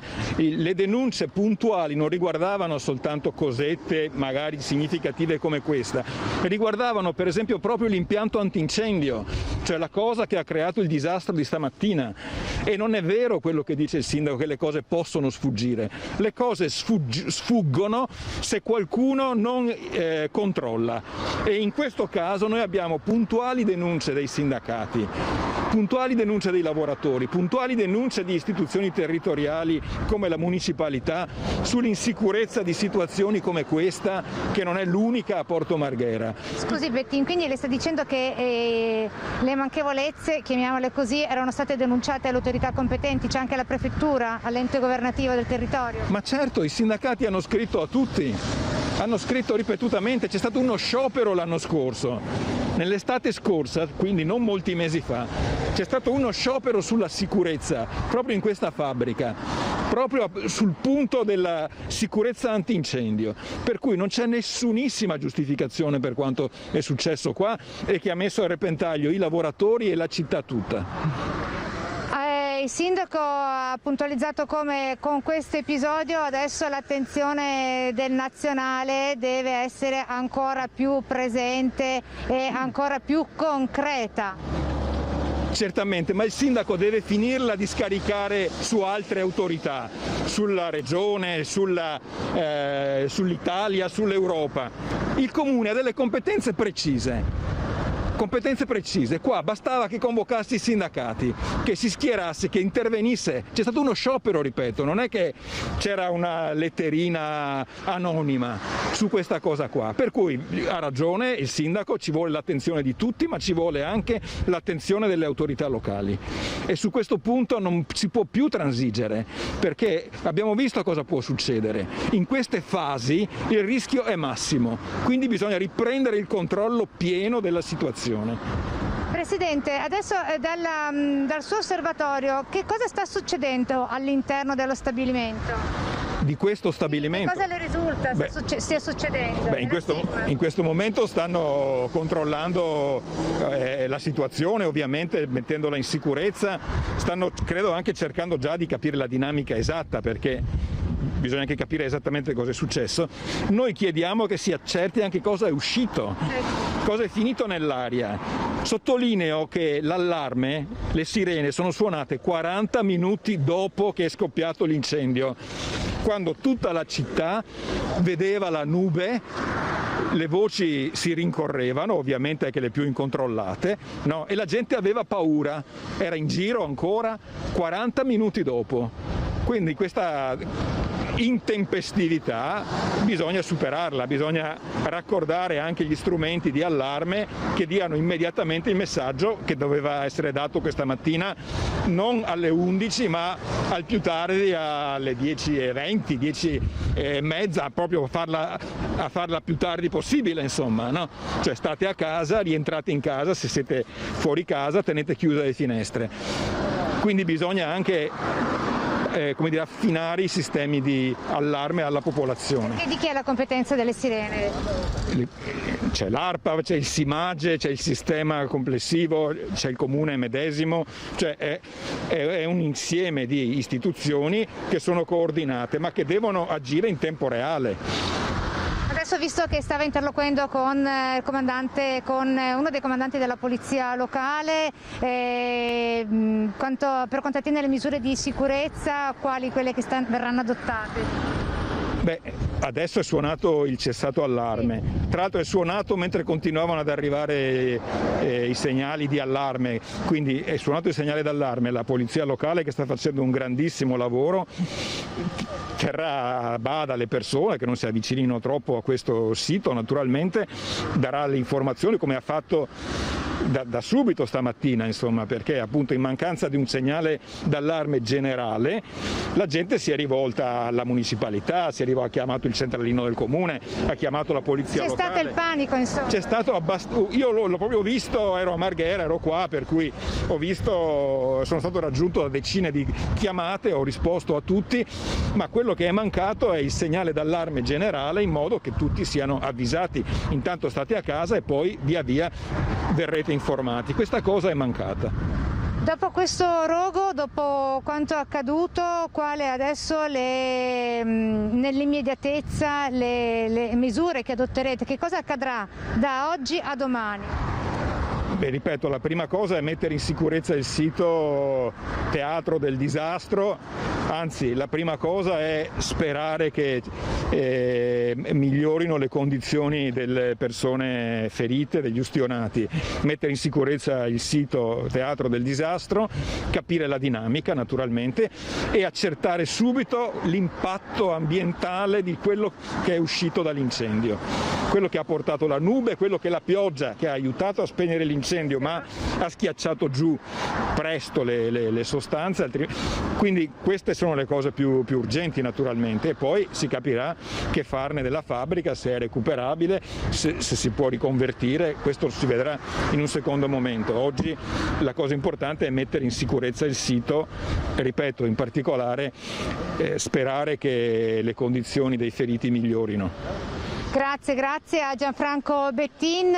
E dunque l'avete sentito, adesso bisogna lavorare per la riconversione, questa le misure che chiede non soltanto il presidente della municipalità di Marghera Gianfranco Bettin, ma anche lo stesso sindaco, perché da puntualizzare questo, per essere chiari, lo stesso sindaco ha detto che ora è il tempo di agire e lavorare pure sulla riconversione, partendo dalla messa in sicurezza degli ambienti e dei lavoratori stessi. Per quanto attiene al bilancio dei feriti, dicevamo 2 feriti gravi che stanno lottando entrambi per la vita, uno si trova ricoverato in terapia intensiva all'ospedale di Verona e l'altro all'ospedale di Padova. E poi il numero degli intossicati scende, sono 2 le persone rimaste intossicate, ma che apprendiamo dalle fonti ospedaliere sarebbero recate da sole con i propri mezzi in ospedale per appunto le cure del caso. E qui da Marghera, da Malcontenta, al momento è tutto. Ci sono ancora attorno a noi gli uomini, gli agenti della polizia locale, vediamo che stanno monitorando la situazione lungo le strade dove ha ripreso a scorrere il traffico, visto che il sindaco ha dichiarato la fine dello stato di emergenza. E poi anche attorno a noi adesso vediamo di nuovo Gianfranco Bettini che sta parlando con gli agenti della polizia municipale. Situazione che sembra essere tornata alla normalità, ma solo in apparenza, perché ora sarà da capire con il monitoraggio, grazie a Bettin, degli uomini dell'ARPAV, quali le ricadute da un punto di vista ambientale, cioè nell'aria che cosa c'è, che cosa si è propagato, cosa respiriamo, e con la pioggia che cosa poi di conseguenza è caduto sul terreno. Da Marghera, da Malcontenta, con le immagini di Nicoletta Rizzetto. Per il momento è tutto, se non avete domande da studio. Grazie Anna Maria Parisi, grazie ad Anna Maria per il suo ulteriore aggiornamento e grazie a Nicoletta Rizzetto per le immagini. Dunque situazione che sta tornando alla normalità, certo che passata la fase di emergenza adesso c'è quella dei ragionamenti e delle inevitabili polemiche, e andiamo adesso invece da Ilaria Marchiori insieme all'assessore D'Este. Faccio fatica a riconoscerlo con la mascherina. A te la linea, Ilaria. Sì, eccoci qui Francesca, adesso lo riconoscerete dalla voce, da quello che ci dice. Innanzitutto benvenuto assessore, ricordiamo che l'assessore D'Este è l'assessore competente con le cariche di polizia locale e protezione civile, dunque adesso ci illustrerà quello che insomma accadrà nelle prossime ore. Non stiamo a ripetere quello che è già accaduto. Vi voglio dire che noi ci siamo spostati nel frattempo nella zona industriale di Marghera, nello specifico ci troviamo in via dell'Elettricità, dove insomma poco fa non c'era movimento, mentre ora è iniziato a riprendere un po' tutto il movimento, con tutti i camion anche che passano. Infatti ci scusiamo se magari nel frattempo durante il nostro collegamento ne dovesse passare qualcuno e quindi si dovesse sentire un po' di rumore, però era proprio per farvi capire che anche qui insomma adesso è ricominciato un po' la circolazione normale. Allora, assessore, abbiamo avuto insomma le ultime ore sono state un po' da panico qui in zona. Sì, allora diciamo che abbiamo voluto particolarmente creare dei fattori di prudenza per il territorio e quindi abbiamo voluto allarmare la popolazione perché si chiudesse in casa e si evitasse qualche tipo di conseguenza. È stato un lavoro molto importante, intenso, fatto sinergicamente da tutti gli organi di appartenenza, a partire dai vigili del fuoco, quindi poi la prefettura, la protezione civile e l'intera amministrazione comunale, una macchina importante che ha saputo mettersi in moto e rispondere all'emergenza. Purtroppo l'ennesima, perché dopo l'acqua grande e anche il coronavirus ci hanno portato a conclusione anche di questa vicenda che fortunatamente ha dato il cessato allarme che appunto, come vedete, ha consentito la riapertura della viabilità, quindi del traffico. Le attività in corso da parte dei vigili del fuoco ci sono ancora, naturalmente. Quello che soprattutto c'è poi da dire sarà in ordine alla valutazione che verrà fatta dall'ARPAV circa il prodotto che ha bruciato, e quindi fra oggi e domani contiamo di avere delle risposte per poi capire qual è l'eventuale ricaduta sul territorio in termini molto pratici, per capire sulla coltivazione, l'agricoltura e quant'altro, anche se voglio sottolineare il fatto della fortuna dell'acquazzone che ci ha raggiunti, e questo ha consentito la caduta delle polveri e dei fumi a terra, e quindi questo ci ha salvato parecchio. Comunque Assessore, la interrompo. Per una volta l'acqua in questo caso è stata miracolosa, visto che solitamente quando ce n'è tanta a Venezia ci colpisce duramente. Sì, questa volta fortunatamente è arrivata dal cielo e ci ha raggiunto a terra, mettendo quasi in maniera provvidenziale un aiuto a questa situazione che ci ha preoccupato ovviamente, perché lo sviluppo, l'incendio di questi contenitori è stato molto importante. Avevamo delle fiamme che raggiungevano circa i 15 metri in altezza, quindi parliamo di un qualche cosa di significativo anche per quello che in questi giorni si continua a dire al governo, ed è opportuno far capire l'importanza di Porto Marghera e della zona di Marghera, in quanto, come abbiamo visto, quando si creano queste situazioni c'è una macchina in grado di funzionare, ma questi servizi riescono a funzionare quando si riesce a lavorare anche assieme allo Stato, quindi la collaborazione diventa importante. In questi momenti difficili non ci aiutano, ecco, per così dire. Ecco, avete sentito un altro messaggio al governo da parte insomma dell'assessore Deste. Tra l'altro non è neanche il primo, perché di messaggi al governo ormai ne stiamo lanciando proprio qui dalla città di Venezia tantissimi negli ultimi mesi, a partire da quanto accaduto lo scorso novembre con l'acqua alta, poi il coronavirus che ha colpito tutti, però insomma la nostra regione poi è una di quelle più colpite, insomma più segnata, nonostante la risposta sia stata buona, e oggi anche questo. Insomma, anche per lei, insomma, per la protezione civile, per la protezione per la polizia locale non c'è mai stata tregua. Sì, assolutamente no, anzi cogliamo l'occasione, soprattutto perché quando parliamo di protezione civile soprattutto si parla di volontari, e quindi i volontari vanno in primis ringraziati proprio perché tali.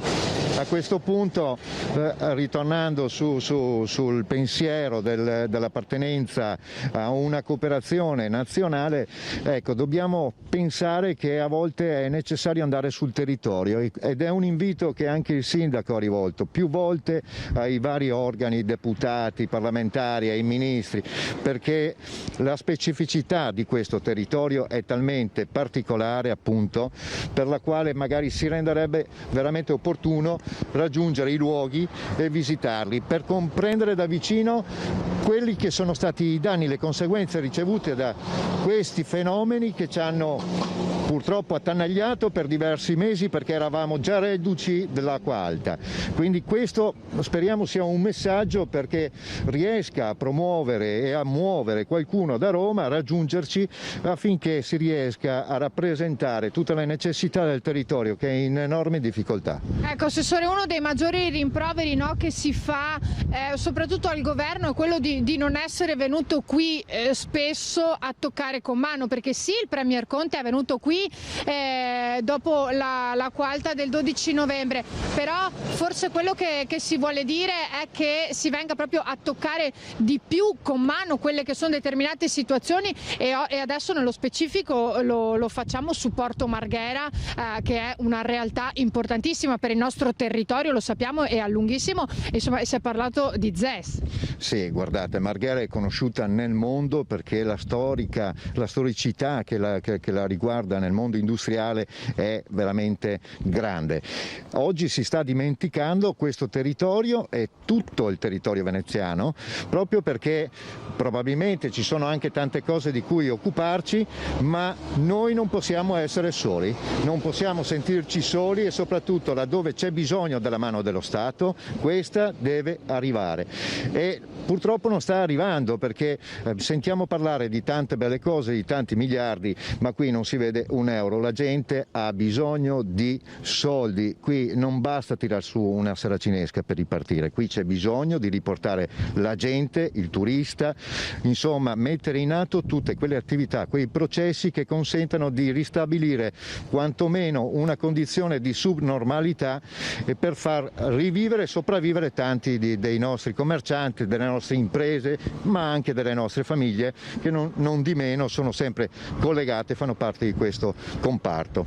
Ecco, un'ultima domanda all'assessore D'Este, perché il 18 maggio si dovrebbe insomma riaprire tutto, c'era questa voglia proprio di ripartire, di tornare gradualmente alla normalità. Adesso invece, con quanto è successo qui, ci sarà da attendere, perché ci sono anche in questo caso tutte le normative di sicurezza da fare, insomma, eccetera, quindi un ulteriore posticipo anche in questo settore. Certo, in questo senso io ringrazio anche la Prefettura, perché proprio poco fa in sede di Vigili del Fuoco, dove si fa la centrale operativa delle unità di crisi, si discuteva in ordine proprio ai piani di emergenza, e purtroppo, ahimè, si dice anche, no, durante questi avvenimenti si riesce anche a comprendere dove poter migliorare, bilanciare ancora di più, e devo ringraziare proprio la Prefettura per l'attenzione che pone su questi punti particolari e che consente quindi successivamente di introdurre delle attività, dei servizi migliorativi. Allora, sì, diciamo ancora a casa, ma diciamo soprattutto al nostro governo, abbiamo bisogno che venga considerata questa nuova riapertura, questi territori, la loro specificità, e ci vengano a dare veramente una mano. È di quello di cui abbiamo veramente bisogno. Ecco, avete sentito chiarissimo l'appello da parte dell'assessore alla protezione civile e polizia locale Giorgio D'Este, che ora, se non ci sono altre domande, lascerei andare, perché è pur vero che l'allarme è rientrato, ma lavora ancora tanto per lei e tutti i suoi uomini. Quindi grazie Assessore davvero per tutto quello che ci ha detto. Se non ci sono altre domande restituisco la linea allo studio. No, grazie davvero a Ilaria Marchiori e grazie all'assessore Giorgio D'Este per questo ulteriore aggiornamento sulla situazione. Grazie, e adesso invece noi ci fermiamo subito per una brevissima pausa pubblicitaria, tra poco.